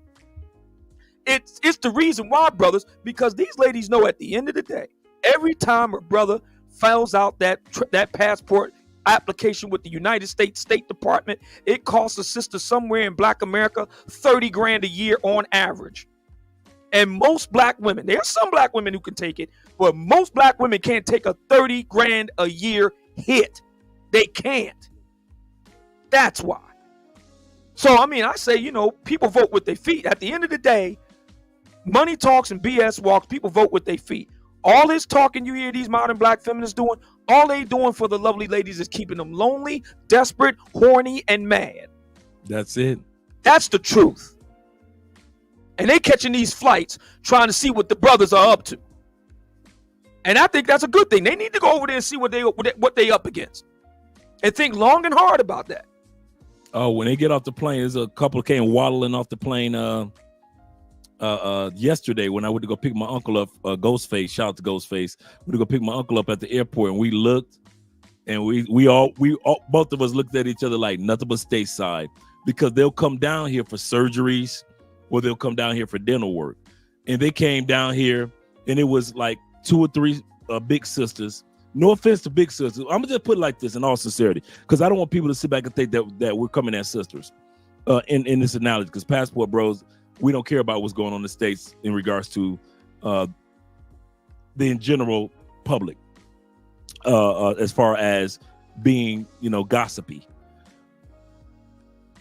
But we do notice the difference between the anatomy of women in South America and women coming from North America. It's just straight obvious. Yeah. It's just straight obvious. Most, like I give a perfect example. Andrea and I, my wife, we were sitting at I just got my permanent visa. So I'm here. I don't never have to fill out a visa again. In 2 years, I have my Colombian citizenship. So I'm getting my new ID made. And Andrea looked, she said, she's from the States. Sister hadn't said a word. I said, how you know? She said, look how she's built. Yeah, but I was about to say, I mean, she said, look how and the sister turned around, heard us talking English, and she was really nice, sister. Really nice, very friendly, very nice.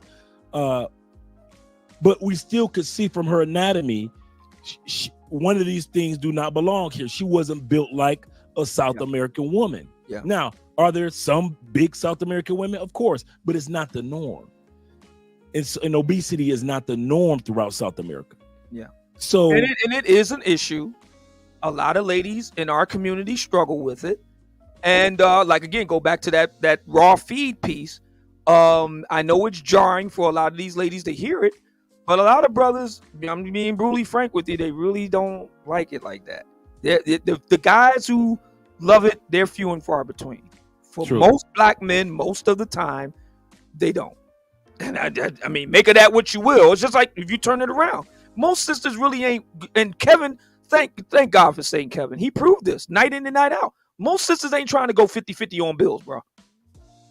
At best, maybe 25%, and that's being generous. Maybe.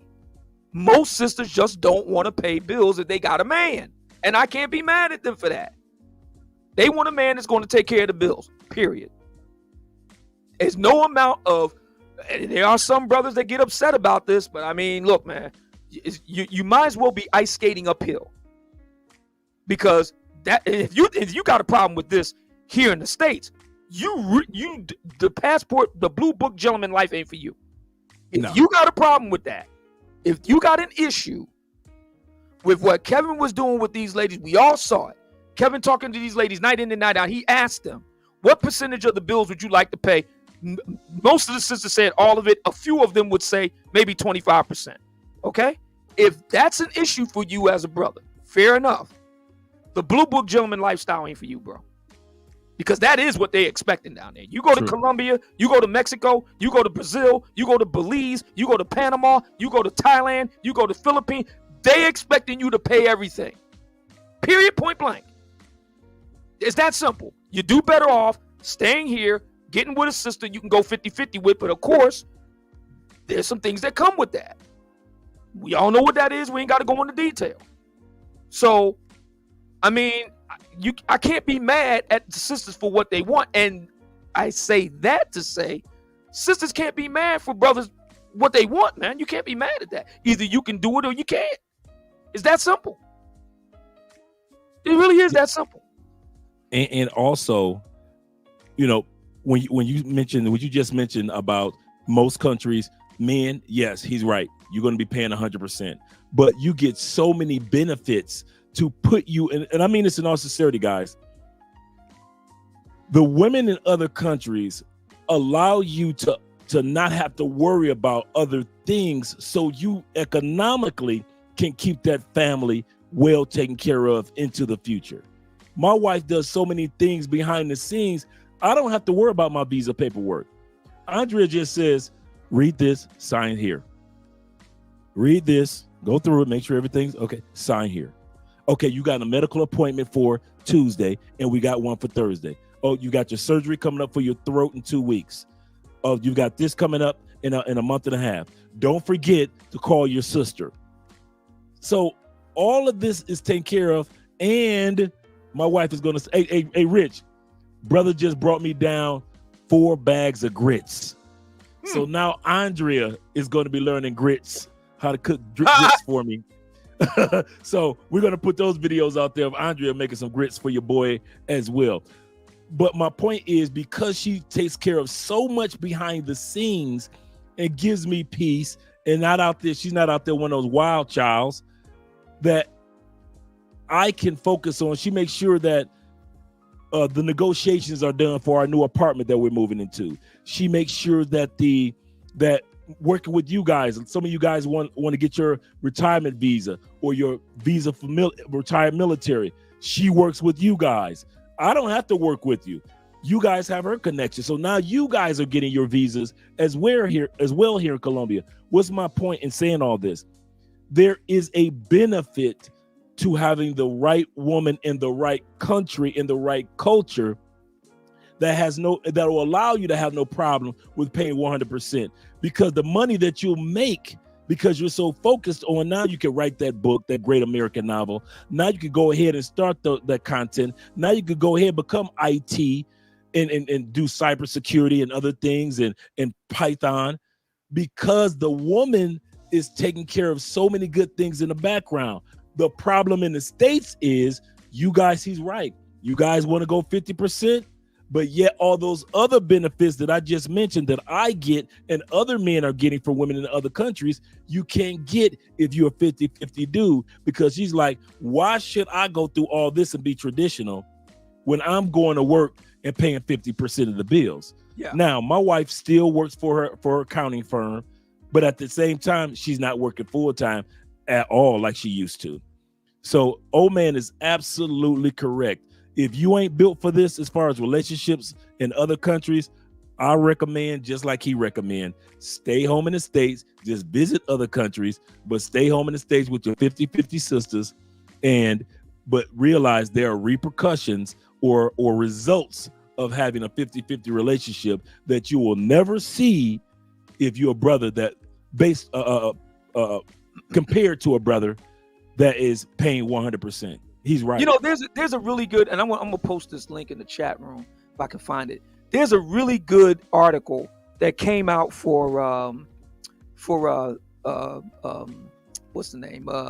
Valentine's Day. Right. And it was really interesting because the article was talking about how much it cost around the world to take your lady out. Oh, how much it costs to do that. Right. And I'm trying to find the article now. But in any event, the infographic, I'll read it to you. It's the cost of living index, the top 15 most expensive cities for a lavish date. This is as of 2023. We're going to be talking about this at the conclave where you'll be joining us in Houston in September. Here it says 2-course meal for 2 people, 2 drinks at a hotel bar, bottle of fine wine, 2 cinema or movie tickets, and initial taxi meter charge. Shanghai was number 1 at $600 US. New York, number 2 at about 550. Bahrain comes in at number 3 at just over 500. Los Angeles comes in at number 4 at about 500. Paris, just under 500. Amman, Jordan, just hits 500. Caracas, Venezuela, comes in at just under 500, y'all. Moscow, about 500. Milan, Spain, just under 500. Beijing, China, just under 500. Barcelona, Spain, just under 500. St. Petersburg, Russia, about 450. Abu Dhabi costs about 450. Dusseldorf, Switzerland, about 450. And Zurich, no, Dusseldorf is Germany. Zurich, Switzerland, about 450. So the cheapest expensive date around the world, about $450. Okay. So I mean, just make it at what you will, brothers. Don't shoot the messenger. This is coming from The Economist. So again, and I say that, just in case any of the modern black feminists, flying monkeys are tuning in. This idea that somehow we hate on black women is. Let me tell you something. Kevin went after brothers with reckless abandon. He was going easy on the ladies. And we're the same way at the conclave. When we close doors, we ain't talking about black women. We're talking about black men. You gotta get your act together, man. You want a woman of any consequence, she gonna look at you. If you want any woman that's worth a damn, whether it's here, over there, wherever, if you want a woman of any consequence, she gonna be looking right at you. True. And you better have your act together, or else. It's that simple. Beauty costs, relationships cost, marriage definitely costs. Yeah, you got these urban, legends about, the brothers that got the mouthpiece and he's got the bedroom eyes and he's got the rock hard abs and he's 6 foot something and he's got the nice, big, juicy. Yeah, and I will grant that every so often a brother like that will come along. Yes, I will grant that. But you ain't him. You're not him. You're not. Because if you were, we wouldn't be having this conversation. For the rest of us mere mortals, you got to get your act together. And a big part of that is getting your money up. It's that simple, man. It really is. No matter where you go. It really is that simple. So true. Let's get to these super chats. Shout out to you, brother. Thank you for being here. Nordine is in the building. He said, hey, Andre. He said, hey, love crossing borders. He said, I told my passport bro dads that I am proud to have been their son's school bus driver and that I will keep telling their stories. Shout out to you, brother, for the $5. You always here showing love, man. You be like me on tour. You always supporting everybody everywhere, always supporting male media. So I appreciate that, especially black male media. And speaking of black male, them Canadian boys at it again. I told this guy where I was from. He said, oh, Canada. Shout out to you once again for being here, Black Nubian. Shout out to you, brother. As well as what incarnations do we have here? Is it the salty balls? That means we already know. Welcome to Machismo TV, the ultimate destination for modern men seeking to upgrade their lifestyle. Subscribe to Machismo TV and Salty Balls. We stream daily from 12 midnight to 8 a.m. Eastern Standard Time, the best male-centric content. Highlight reels without reviewing or providing any editorial bias to the content.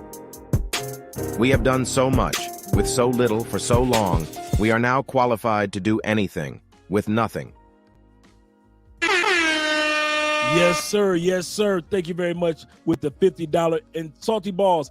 Also, not only Machismo TV is doing great, but also drop the link to your channel as well, because I subscribed to your channel the other day, your personal channel. So, and I know there's some fake guys out there that's trying to be you, but they aren't you. So make sure that you drop the link to your YouTube channel. We got 179 people in the building. Click that like button. We like you. Make sure you like us too, because we already know Oprah coming next. Once I establish this as a place of truth, oh yeah. Once we establish this as a place of truth, we already know Oprah coming next. Yes, sir. Once again, we got Nordine in the building with the $10. And he says, also, some of my passport bro dads that work for the U.S. diplomatic security service told me that some more lovely queens, I like how you spelled that, queens were arrested and detained black men passports in Mali or in the mall? In the mail. Oh, in the mail. Black men passports in the mail. That's a federal offense. You're going in all day for that. Goodness gracious. They doing too much. It is not that serious, but it's sad. Shout out to my man James in the building.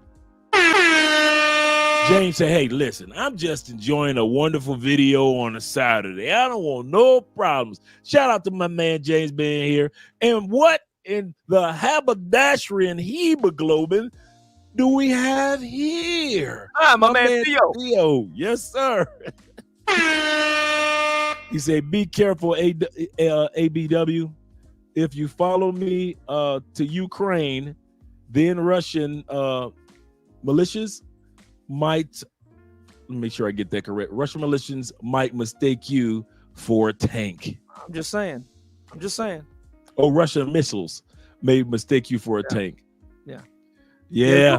Ukraine is reputed, and then Rouge V, when I interviewed him, matter of fact, Rouge V could be said to be like a proto, Passport Joe. He's of I call him Rouge the Persian because he's of Iranian background. But he was in Poland, back in 2015, and he had just returned from Odessa, Ukraine, and he had spent a lot of time on it. He loved it. And Ukraine is kind of have a reputation, along with other ladies from the Eastern Bloc and Russia and whatnot, to being very beautiful and whatnot. And so yeah, if you're kind of, and Theo knows quite a bit about that area of the world, and it's been my understanding. He's explained this to me. Once you kind of go over there, it's kind of hard for you to get used to what's on offer stateside. So I take his word for it. Yeah.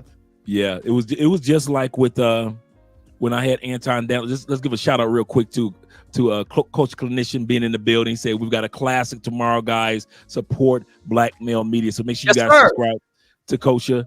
And you're gonna be on Kosha tomorrow? I am. I'm gonna be over there tomorrow at 7 p.m. I'm gonna be over popcorn in hand. I'll be ready. Yeah.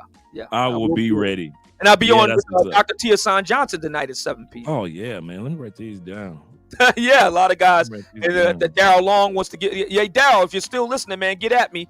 theobsidianfiles@gmail.com. I got to get in touch with Richie Mack because he wants to interview. So a lot of people want to talk to me about this stuff. And I'm welcome to do it. Now that I'm like freed up from YouTube, this needed to happen earlier. I wasn't doing all these interviews like this, so I'm loving it. So yeah, on the weekends when I'm away from my usual grind over on Rumble, now I'm going to check out Glee when I get off the air, Glee V. Yeah, I mean, I love to come on and chop it up with the brothers back here on YouTube. It's safe, fellas. We checked it with the YouTube Pilot Bureau. It's safe for me to come on your shows. You ain't got nothing to worry about. No need to be shook. It's safe. I think what's going to end up happening as more and more people kind of leave YouTube, and again, I'm not saying anybody should, but I'm just saying I think YouTube is going to start changing its tune as more money, to be brutally frank, more money starts leaving out the door. YouTube depends on you guys, you content creators, the brothers that support them, and if you walk away, they lose an important revenue stream. So I think if enough brothers do that, they'll start changing their ways. You got much more what's known as the free or the freedom economy. That's what they call it. So Rumble, Gab, Truth Social, Locals, and other outfits are now coming up being known as the freedom economy. And I think as they start attracting all the talent, a big share of it, a lot of big tech is going to start changing its tune for one reason alone, and money. This is what I've been saying for black men for the longest time. Our brothers from other mothers know this. Brothers, never doubt the power of your influence. Never sit there and think, man, I only got 500 subs, or man, I only got 10,000 subs, or man, I only got 30,000 subs. Listen, man, Take it from me. I'm up there with the best of the best in the country, and I only had 30,000 subs. There are guys that have 300,000 subs, and I'm ahead of them. Never underestimate the power of your influence. I do agree. One brother made a point, and I agree with him on this. He gets on my nerves and everything else, but I do agree with him on this. Far too many black men sell themselves short, and it's because of our constant our self-esteem constantly being battered from all sides. We need to really consolidate our resources. It doesn't take a lot. You don't need everybody to do it. You need a small, dedicated cadre of black men who are serious. That's what the Black Manosphere Conclave is all about. Mm-hmm. You know, we're not looking for all. We're like the Marine Corps. We're looking for a few good men. We ain't looking for everybody. We're looking for a few good men that are serious and committed. And if you got that, man, I'm living proof. I am living proof. I used to pull in on YouTube about 500 live listeners a day, but that got me on the top 100 list 8 times last year. How many YouTubers can say that they're in the top 100? Because my modern black feminist interlocutor, she can't. And that's one reason why she's so bent on having everybody cancel. Do you know that the sheer amount of pocket watching that these feminists do with the Black Manosphere economy? See, a lot of people don't know this. Black men have more money than black women do. Now, we're led to believe it's the other way around. Oh, black women go to school more than black men, have more education than black men, start more businesses than black men. We're doing the damn thing. The real truth is black men, on average, have more money than black women, on average. The thing about it is black women are better at collective action than black men.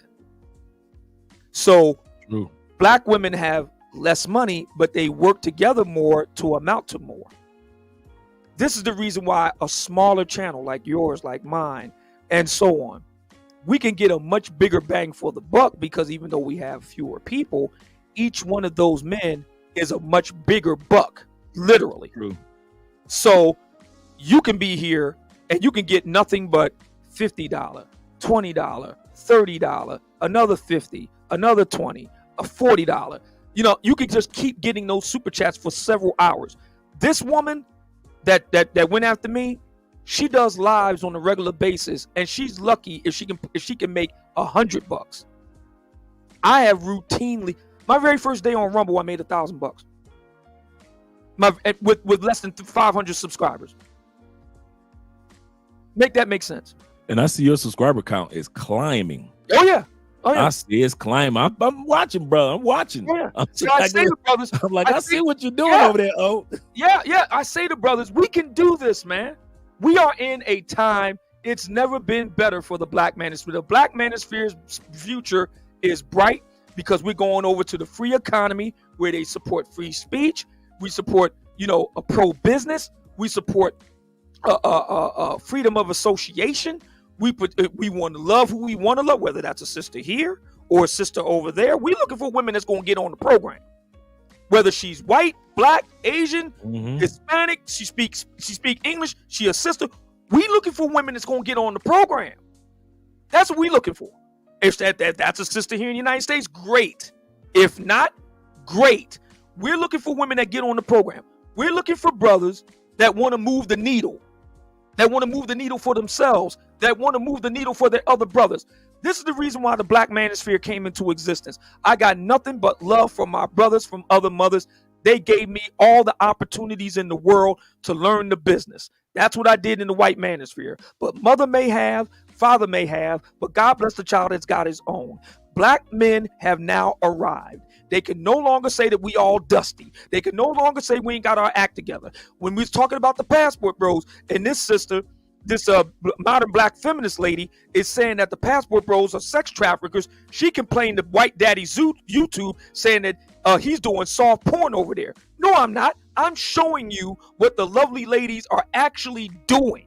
You want to talk about sex trafficking? You want to talk about pandering? You want to talk about tricking? I'm showing you what the ladies are doing in Jamaica. I'm showing you what the ladies are doing at home with these sucking paint parties. This is a fact, and it's meant to shock you. You should be shocked looking at something like that. That's the whole point. You ain't got no tape of brothers under the banner of Passport Bro, Blue Book Gentlemen carrying on like that. You don't. Absolutely. Am I lying? You don't. You don't. We try to keep our at least the footage private. You know, we try to keep the footage private. And let's get to these last few super chats. So let me hit the cash apps real quick. Shout out to my man International Quiet Storm with the $20 cash app. Shout out to you. And my man James Wingate the third, Mr. Wingate himself with the $5 super chat. Cash app. So shout out to you guys who are supporting by way of cash app as well as the super chat. Shout out to my man Charles also.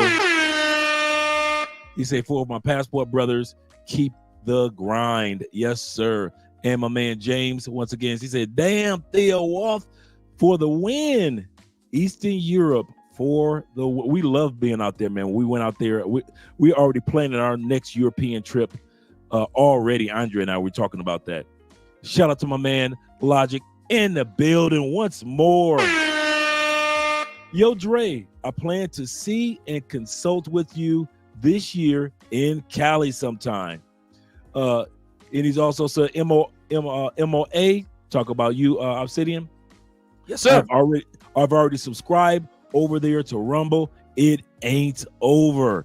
Like I said, it's the end of the beginning, my brother. Absolutely. End of the beginning. Absolutely. Shout out to you, brother. My man also, Salty Balls, once again. Let's drop it once more because I just love it so much. Let's do this. Welcome to Machismo TV, the ultimate destination for modern men seeking to upgrade their lifestyle. Subscribe to Machismo TV and Saul T-Balls. We stream daily from 12 midnight to 8 a.m. Eastern Standard Time, the best male-centric content. Highlight reels without reviewing or providing any editorial bias to the content. We have done so much, with so little for so long, we are now qualified to do anything, with nothing. He's qualified. Make sure you guys subscribe. Yes, sir. Machismo Yes, TV sir. in the building. My man Salty Balls. Thank y'all so much, man. Y'all keep showing my man Andre some love. We need to show these modern black feminists that the black manosphere means business. And when we say mean business, we literally mean it. We mean money. We mean business. We're serious about black male media and are having our say. By the way, we have zero desire to want to run the ladies out of the public square, cancel them, silence them, censor them. We have no, they can say whatever they want. God bless them. They can say whatever they want to say. Who's the ones that's trying to cancel people here? Who's the ones trying to censor somebody? Who's the ones pocket watching? It ain't us. Good point. That's a It's good them. point. And they're doing it real for a good reason. We need to show these ladies we ain't shook. We are not shook one little bit. Dirt off the shoulder. Keep right on getting up. Y'all keep showing that brother, my brother Andre, some love. Hit that. Matter of fact, you know what? Where are we here? We only got 84 people liking it. We got almost damn near 200. Come on, fellas. I know y'all good for over 100 likes. You only need about 20 more likes. Come on, fellas. There we go. And I appreciate that. Oh, he said, oh man is the ghost that's haunting the space. He said they can't do shit about it. I'm the ghost in the machine now. I'm the ghost in the machine. Shout out once again for our sponsor. Oh, IQ. He said light work with the $100. Shout out to you, brother. We're about to do another drop. Hold on a second. My man Quiet Storm with the $100 super chat. Allahu Akbar! Allahu Akbar! Allahu Akbar! Had to shout him out for that one. Thank you, brother. Appreciate Gotta it. give him a shout out. Shout out to you, brother. Because of that drop, you get this drop.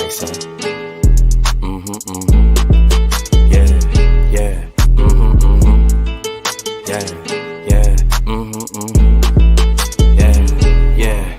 Like it or love it, it's double or nothing. You ain't getting money, then you bugging. Damn fat, you know I'ma hug it. Lowe's by the truck.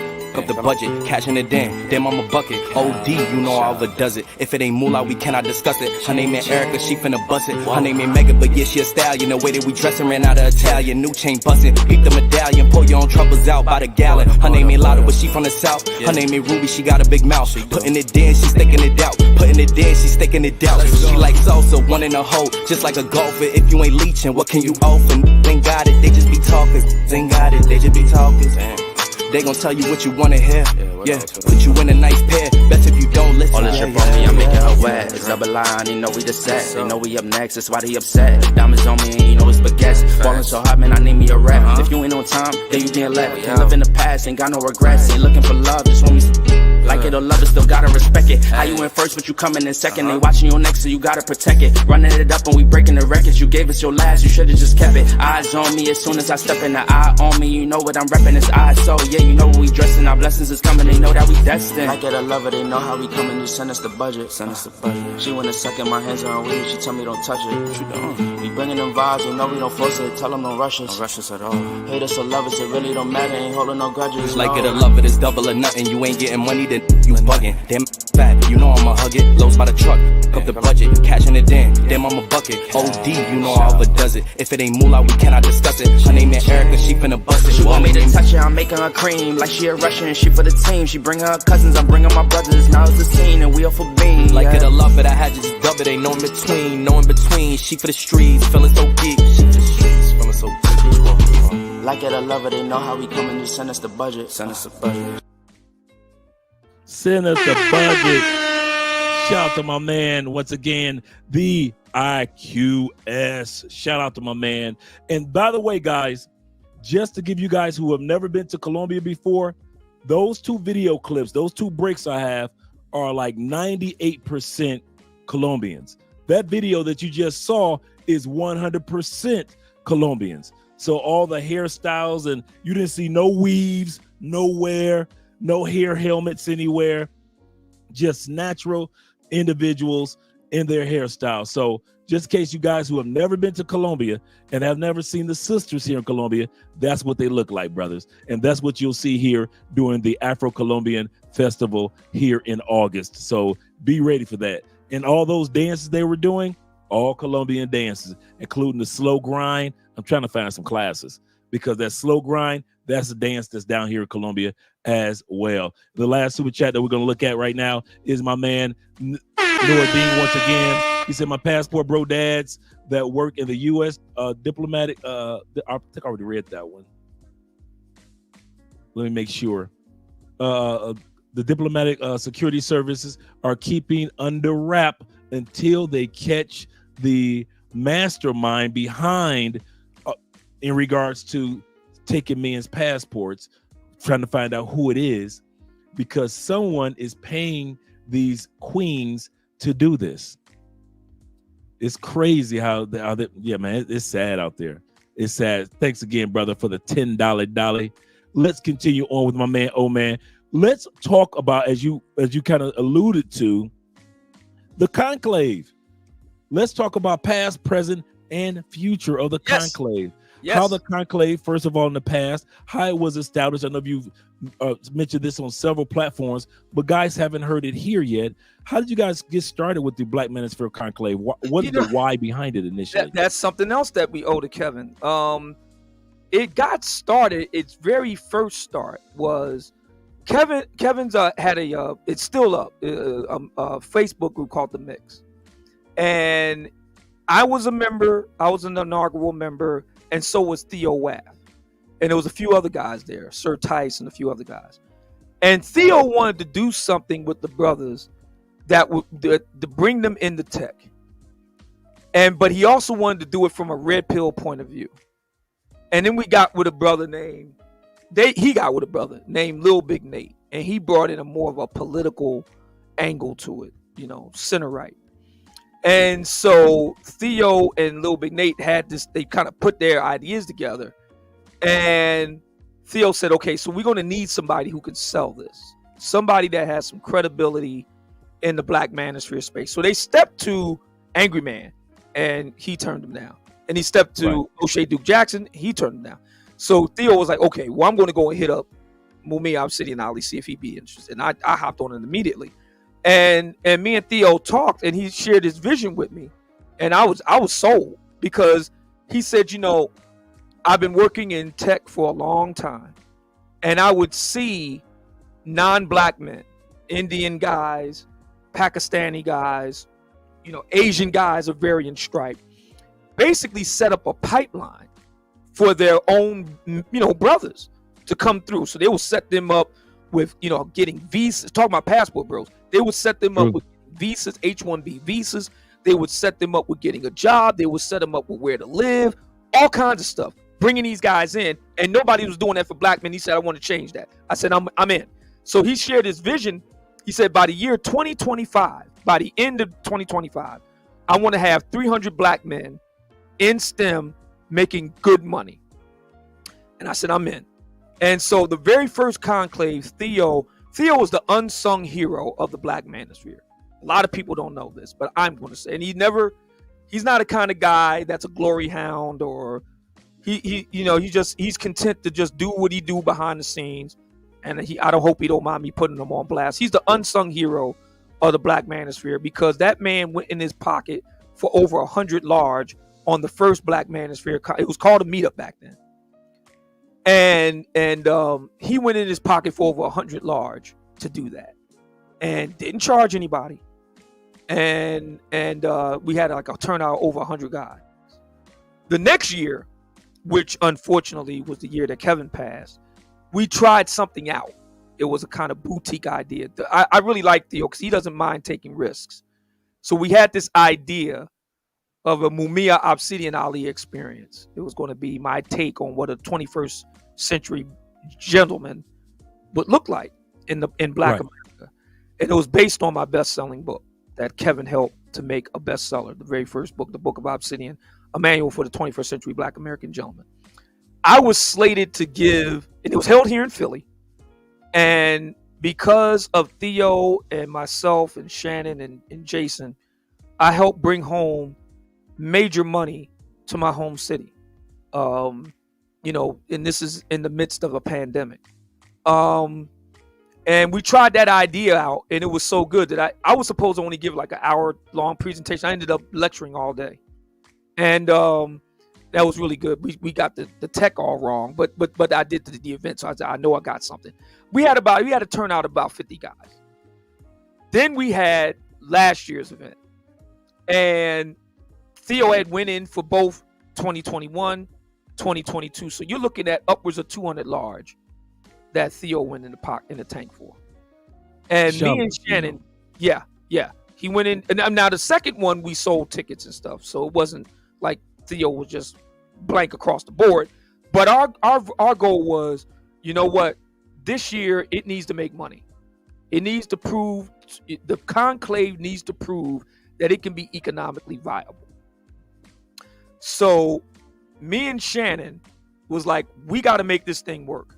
And we did. We pulled it off. It was our biggest event ever to date.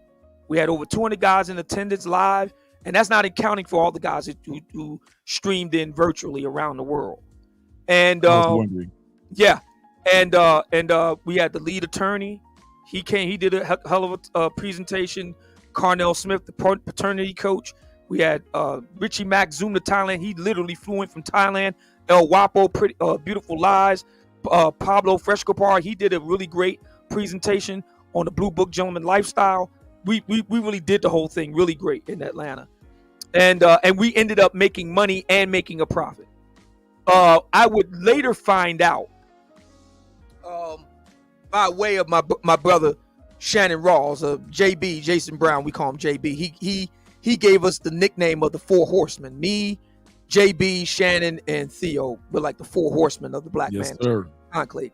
So Shannon told us during a meeting one day after the conclave in the fall of last year, he told us we are now number 5 in the country of the top 10 events for Black men. And not only so we're right up there with Black Enterprise magazines, Black Men Excel, stuff like that. They get major corporate funding and all that. We're number 5 in the top 10. And here's the kicker, Andre. We're the only outfit that hosts a multi-day event for Black men that's completely privately funded. All the other events, Black Men Excel on down, receive either corporate or government funding or both. And they only have one day. We do a whole weekend. My goal, my vision is that we'll eventually like stretch it out to a week. But you know, you guys crawl before you walk. So we do a whole weekend. Friday, Saturday, Sunday. And we're the only outfit that does it like that. And I'm so glad that we are privately funded, because you know, a lot of people ask us, well, why is it that y'all don't allow women? It's not that we don't allow women. Women can attend, but they have to attend after business is done. We don't allow women in that's why we call it a conclave. It's a closed door private meeting in which women are not permitted.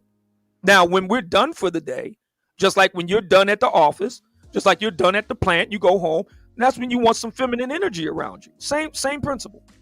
So when we're done for the day, then yes, the ladies may come and we can socialize and stuff like that. But doing business hours, no, women are not allowed. And we talk business, and we don't talk about women. We talk about other things. We talk about business, making money, getting your head on straight. We take mental health very seriously for Black men.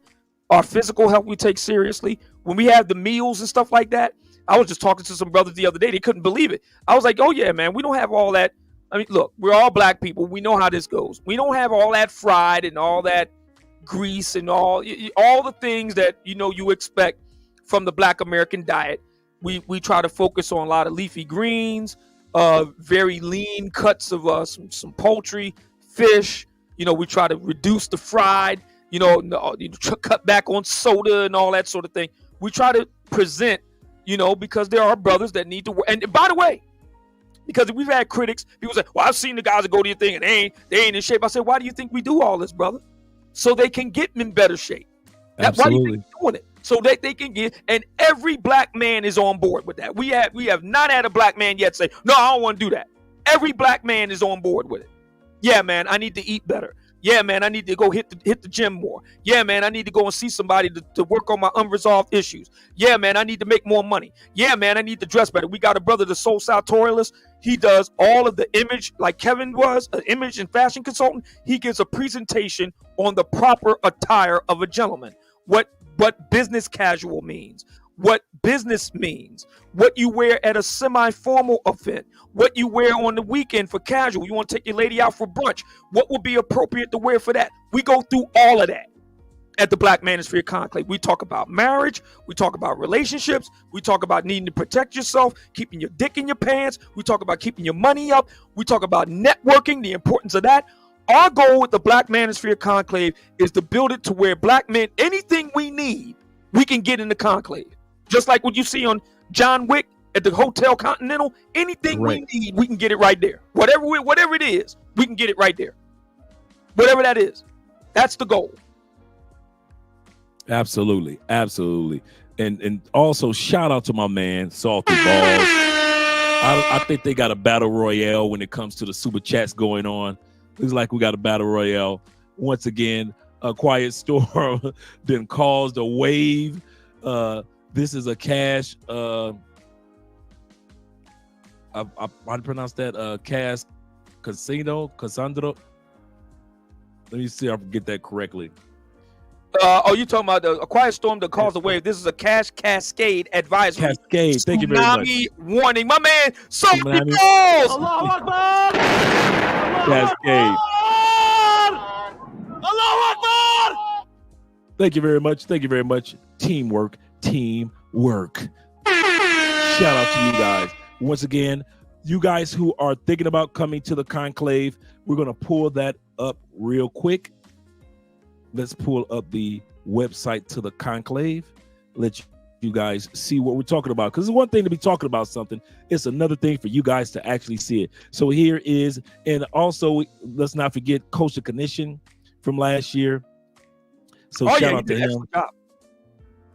So you guys will go. We're gonna drop the link to this website once again because IQS International Quiet Storm has been dropping the link all day, but we're gonna drop it one more time right here. Shout out to you, IQS. Now, so this is what we're looking at, this website. And you give us a breakdown on the website, like members. Tell us about the members. Yes, we had every month. We've been planning this ever since. My God, we've been planning it for the better part of 2 years. We have been wanting to do a members only Zoom call where all the brothers get together and we talk shop for all of our alum. We consider the Black Manosphere Conclave a kind of university of sorts.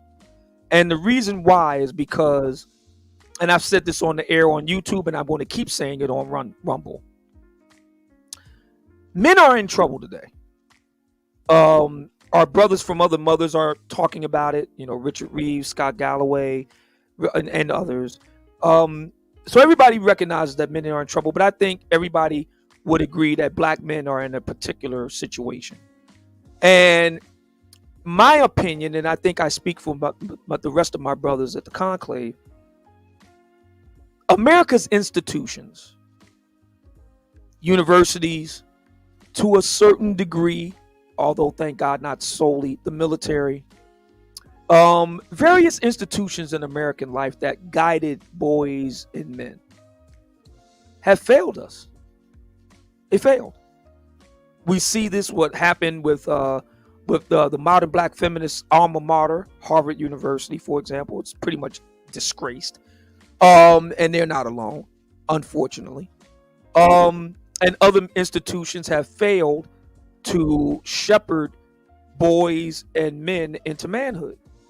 And we decided to do something about it. So the Black Manosphere Conclave is kind of like a university of sorts, where a brother can get kind of like a crash course in actually making money in a 21st century way, and becoming a gentleman in a 21st century Black American context, and be ready to take on the world. We have a kind of unofficial saying: some brothers were meant for the block, other brothers were meant for the world.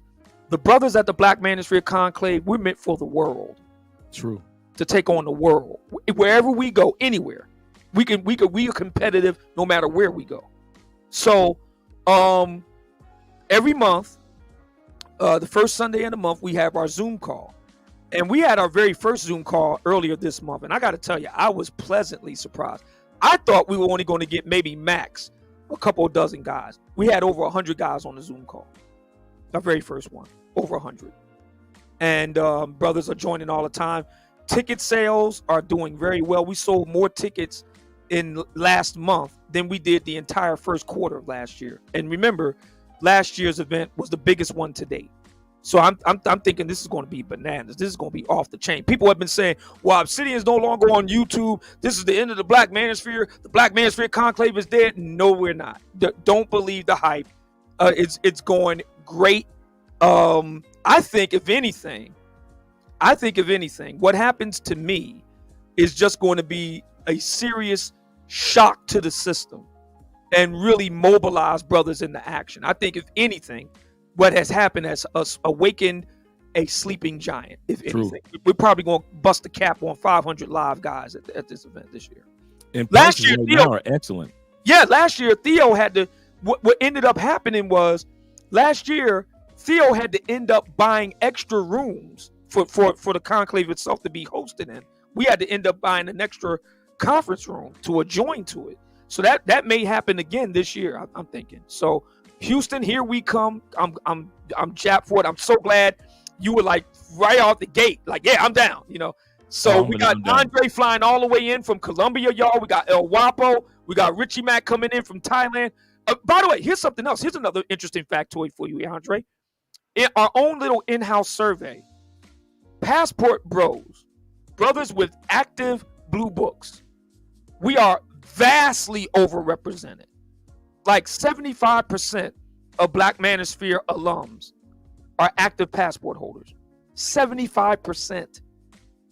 Now, you know the numbers. That's insane among Black men, among Americans in general. But Black men in particular, 75%? What did that tell you? Yeah. And I can see why. Because guys are taking what they've learned from and what they're picking up from the Black Manosphere. There's your boy right there from the Black Manosphere Conclave, and are actually taking the time out to. It is. You know, I can piggyback the knowledge that I'm picking up from the conclave and from the Black Manosphere movement, and I can use it as a part of the dynamic of my relocating or vacation to other countries. I'll give you a perfect example. What I mean, Obsidian. Yesterday, shout out to you guys. Shout out to Theo especially. Theo really doesn't realize the impact that he's. Hey Theo, I gotta give you your flowers right now for a split second, brother. The impact that you are having on men. You've heard me tell this story over the last couple of hours, Theo. I'm walking to go meet a brother that just so happened to flew down here to Cali. Wow. I'm walking into the mall. I see another brother sitting there by himself. He said, "Oh shoot, Andre Love crossed the borders." I was like, "Yeah, where is he?" So he's like, "Man, I've been hoping to meet you." And so I said, "Well, I'm about to go walk and meet another brother in this mall. Let's go. We could all go get something to eat together." Right. And so he said, "Cool." So he got up from his seat and he went with us. And he met the other brother and they hit it off. Come to find out these brothers have the same birthday, February 13th, small world. But here's the kicker. Both of these guys are Theo's students. Wow, there it is. Both of them are Theo's students. That part just blew me away. We were sitting there just having, I'm drinking gin and tonic. They're having a beer. And all of a sudden, one starts talking about Theo's classes. And then the other one starts, and then they were both, what I liked about it also, they were both encouraging each other in regards to, this is not easy. This is not a game.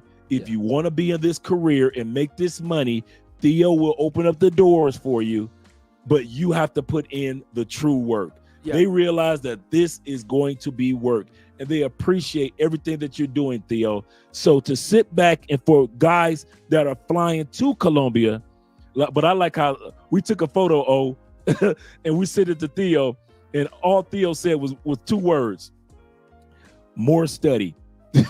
Yep. You guys are doing home while you guys are in Colombia. You need to be studying also. Yeah. So these guys are really, really focused and really excited about the opportunities that are opening up because of what Theo is doing. So if you guys think that this is a game and that you're going to just let it slide, or I'll get to it when I get to it, I'm telling you guys, take advantage of it. And if Theo has dropped his link or dropped his information, make sure that you guys take advantage of that as well.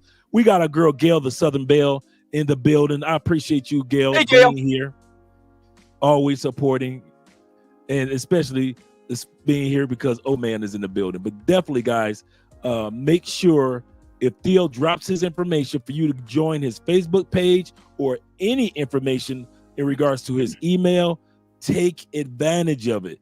He's not going to be doing this forever.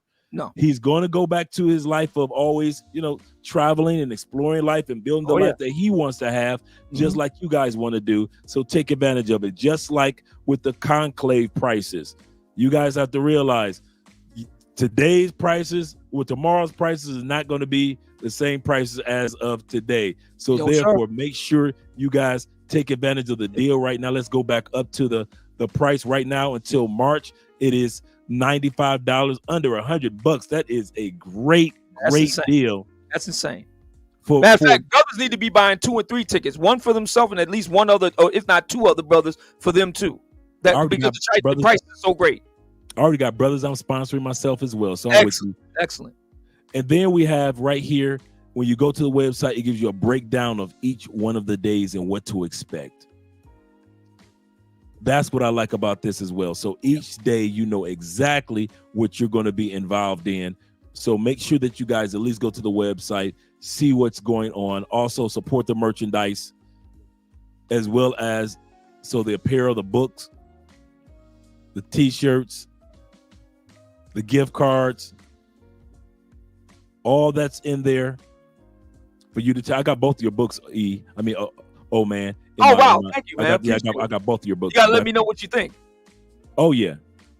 I'm halfway done with the one for the men, and then I'm going to be starting the one for the women. Well, I'm working on this whole incident.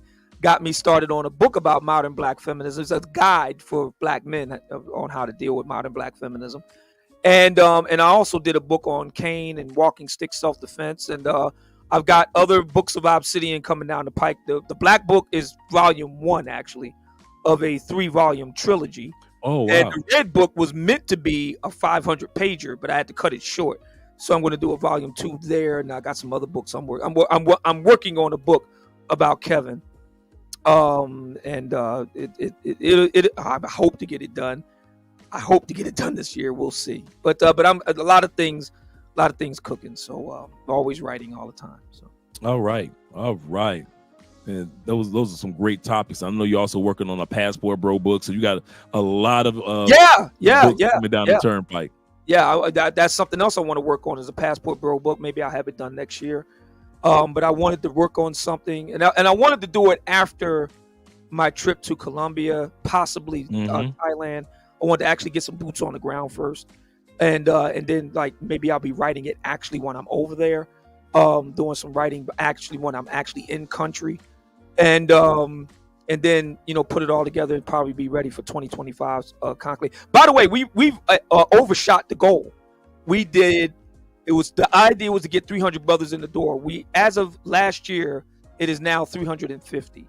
So we've actually we've actually beat the goal. Right. So we're trying to do the goal in 1 year in 2024, getting 300 plus brothers in the gate. So yeah, that's what we're trying to do. Theo right there. Theo said, "Is your homework done?" Talking to the students, is your homework done? Yeah. Shout out to my man Pablo in the building as well. Pablo Frescobar. Make sure you guys subscribe to our brother's channel as well, because he is a supporter and a speaker for the Black Manosphere Conclave as well. Shout out to my man Pablo being in the building. Yeah. So I mean, I'm living proof, man, that I say to the brothers, welcome adversity, welcome problems. That's good, because they're opportunities to prove that you are who you say you are. Good. True. That you should never shrink away from an opportunity to prove that you are who you say you are. Kevin used to say, "Show your work." I am who I say I am. I'm a #1 best-selling author. I made the top 100 YouTubers, top of my profession 8 times in 1 year. Doing something like that, that's the equivalent. There's a website called Playboard, and Playboard is YouTube's equivalent to Billboard. So if you can imagine music artists breaking the top 100 8 times, how many music artists do that in 1 year? Not too many. Exactly. So I mean, so I welcome the new challenge of going over to Rumble and starting fresh and building things anew. I am who I say I am. So just watch me work. And yes, I want every black man to feel the same way about whatever it is that you do. Whatever you choose to do, be the best at it. Whatever it is, be the best at it. That your name rings out in what you choose to do. That's so true. That's true. And especially when you found your niche, stick with it. I tell guys this, one of the biggest problems I used to have is I was a squirrel farmer. I used to see this. Oh, let me try this. Oh, that one over there looks good too. I got to get. And next thing I got all these squirrels I'm chasing, but not getting anything really accomplished or anything done. Yeah. So mentally, I sold my squirrel farm. I stopped chasing all the shiny things, all the opportunities. Oh, old man's talking about this. Let me go with old man's do. Oh, so and so's over here. I just stay in my lane and perfect my craft in my lane. And now, over the last, I would say year and a half, even though we're celebrating our 50-year anniversary, April 2nd. Mm-hmm. I could easily say, because we've stayed in our lane and we haven't overstepped our boundaries, we've seen the success of exactly what you're saying. Find what it is that you are good at. Some of you guys are excellent at IT. Do it. Take advantage of it. Take advantage of Theo's program. Take advantage of all the knowledge that you're going to learn at the conclave once you get there. There's so much networking. Take advantage of the network. Like I always say, the Passport Bro movement is not a group. It's a network. Yeah. It's a network of information, men sharing information with men. Yeah. In the States, they'll try to make us into a group, but what's the use of having a group if it has no benefits? But a network, always is a good network is always offering positive benefit. So it is with the conclave as well. Network, take advantage of the new guys that you're going to meet there, exchange numbers. They may be flying off to somewhere that you may want to fly off to. And so network with guys, and I'm telling you, it'll be beneficial. Let's get to this last super chat real quick. From Noradine, shout out to you, brother. Once again, he said, hey, love Crossing Borders and Obsidian. If you have the conclave in New York City, hit me up. If people want to give their commercial drivers, get the commercial driver's license, because I have the study guide for them. Let me know. That's what's up. I guess we do have to do NYC because it is, America's premier city. So I guess we do have, at some point, we do have to do NYC. Who knows? Maybe in 2025. Who knows? Yeah. I know Theo has his eye on doing a conclave outside of the United States too. I heard about that. So that could come down the pike too. So anything can happen. Anything is possible, man. I really, of all the things I've done and will do to come, I think my single biggest passion and joy is the conclave. I really like getting with the brothers and fellowshipping with them and networking with them, teaching. That was something Kevin said before he passed. He said you should be teaching at universities, and the conclave is kind of like my own idea of a university, and I really enjoy it, and the brothers really enjoy it. And that's the crowning jewel for me, out of the writing, the podcasting, and kind of being a face, if not the face, of the Black manosphere. I think the biggest joy for me is the conclave. That's really where it's at. Are you guys going to be sharing footage of last year's conclave to motivate guys to see what they are going to be getting? Do you have that on the website? Yes, that's going to be coming down the pike. Okay, cool. Brother Shannon Ross, he handled. Another thing I really love about us guys, we don't step on each other's toes. Every man takes his assigned duty, so to speak, and just sticks in that lane and does what they do. So Shannon is kind of like the guy that handles the website and the nuts and bolts of it. He has all the footage. He's going to be putting it up and posting it up. It will be up there. I don't know the exact date, but between now and the conclave, brothers will be seeing. We're going to be having new trailers and all that coming out. All of that's going to be coming down the pike. So yes, you will have new footage coming out from last year's event. It's kind of like a montage B-reel, I guess you could say. Yes. B-roll, I guess you could say. So yeah, we're going to have that. So brothers will be seeing that very soon. Yeah.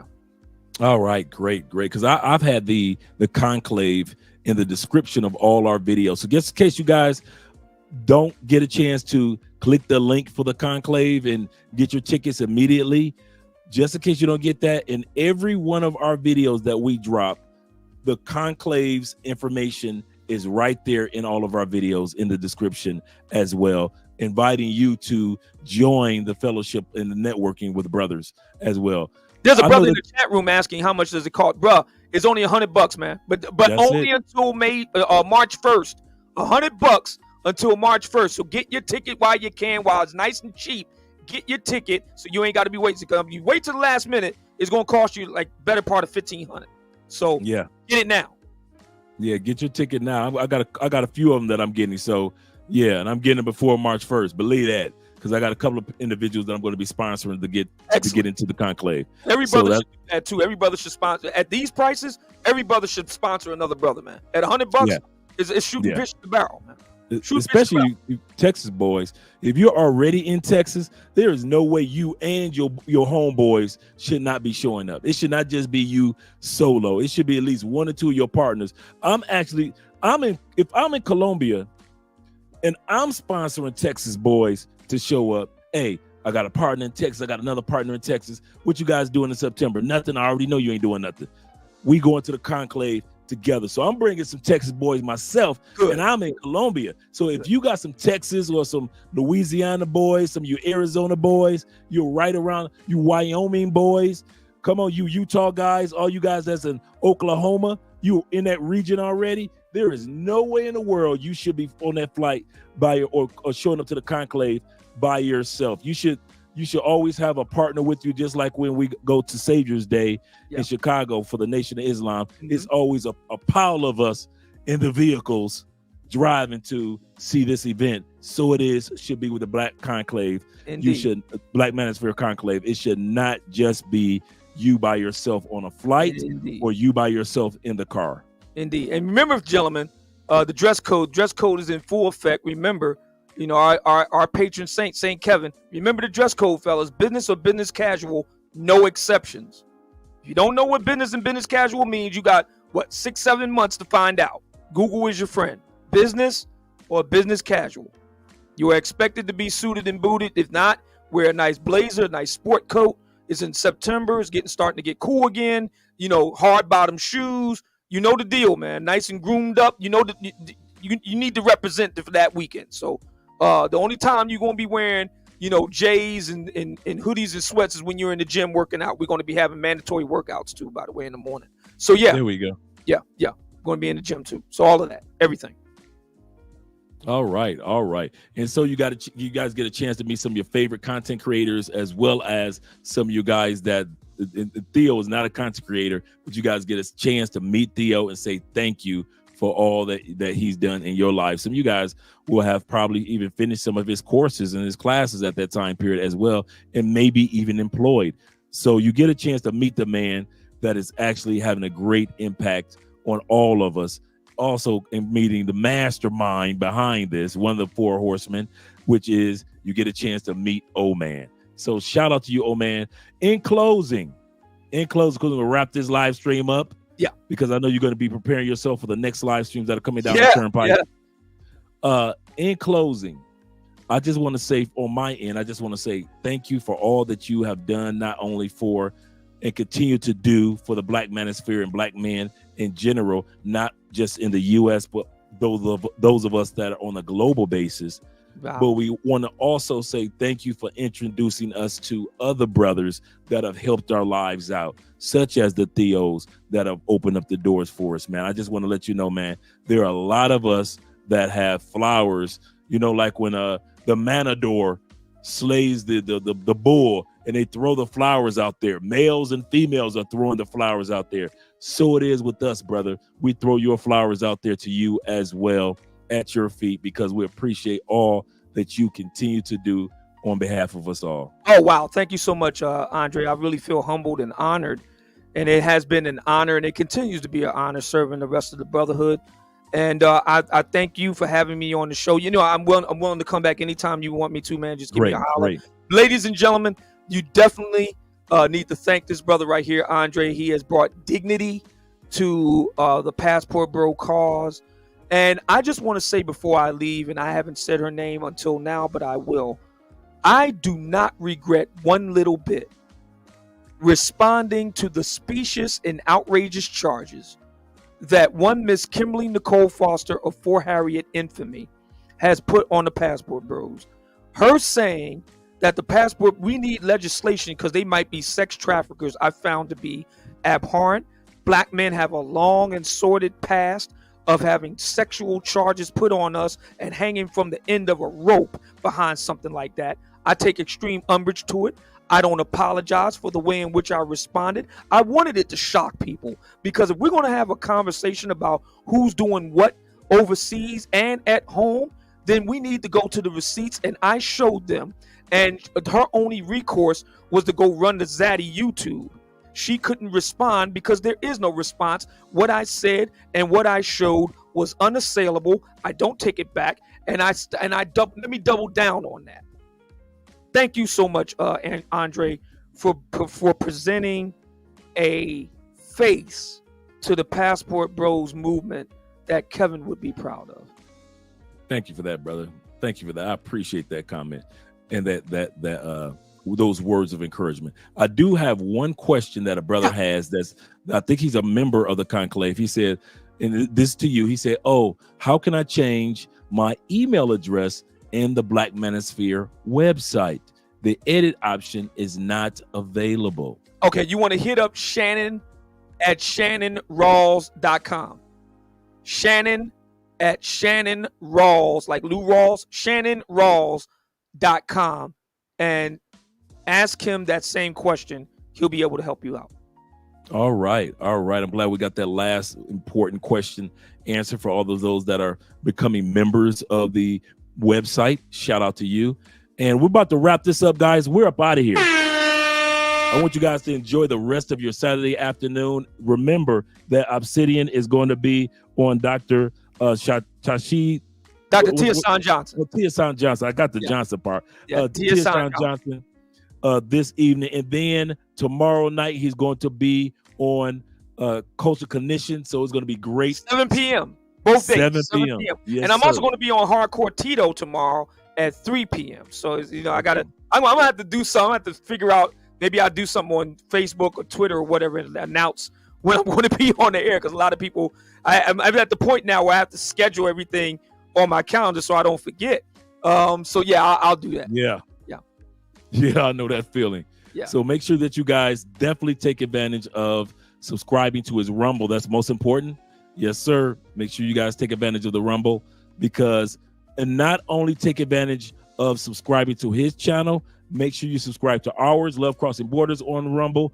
But most importantly, set up your own Rumble. That's what we discuss as well. No matter how small or how large your channel is, it should not, and I will repeat, and Obsidian has said this several times, you should not lean on one platform, especially with the amount of revenue that comes through, because it can hit you. That amount of revenue, it can hit you. So if you're on another platform or other platforms, you can kind of piggyback off of that. And I'll tell you guys what I mean by that. For example, why O-Man is here. We've got 5 YouTube channels for a reason. 2 of them are political, the others are travel, and the other is relationship. Why is that? Because the political channel, let's say it did 7, 8, 9, 10,000 that month, but the next month, because of whatever it was, it did only 3. Yeah. But with other channels, that other channel did 7. This other channel over here did 2. Yeah. That other channel right there did 1,000, and this other channel over here did 12. Yeah. So now you combine all that. Now you're looking at a nice chunk of change. Now you're bringing in your 5 figures a month. Right. So it is with being on other platforms. Let's say you do have just one YouTube channel, that YouTube or 2. That one channel should be on more than one platform. That's what O is saying. That's what I'm saying. And I'm letting you guys know that even if you're a small channel, do not be on one platform. It will come back to bite you if it comes back to bite you. Yeah. So be prepared for that situation. It's not a problem, a worrisome situation, but it's good to make more money on more than one platform. Yes, it is. Yes, it is. And remember, Rumble and the free economy is for the little guy. They do have big people on their platforms, but it's really designed for the little guy, and that's a good thing. Don't wait until you blow up. Do it now. Mirror it, and it's definitely worth your time and investment. I really appreciate that. And shout out to my man Cygnus for the $2. He said, trying to meet Theo. He said, I've heard he changes lives. Theo and other guys, make sure that you guys have reached out to Theo. Make sure you guys reach out to him. I know he's dropped his information several times in his live stream. I'm telling you, you better take advantage of it now. I've got other individuals that want to take advantage of it. Yeah. Yes. Definitely take advantage of it. All right. Well, we're up out of here, guys. We want to let you guys enjoy the rest of your day. Once again, this is Andrea and Andrea's Love Crossing Borders, and we're grateful that you guys have came in here. We'll see you guys tomorrow evening at 9 o'clock. And hey, you guys know what we're doing. Enjoy your time vacationing. Be safe out there, no matter what country you go to. We like you. Make sure you like us too. We're out of here, guys. Thank you, man. Appreciate it.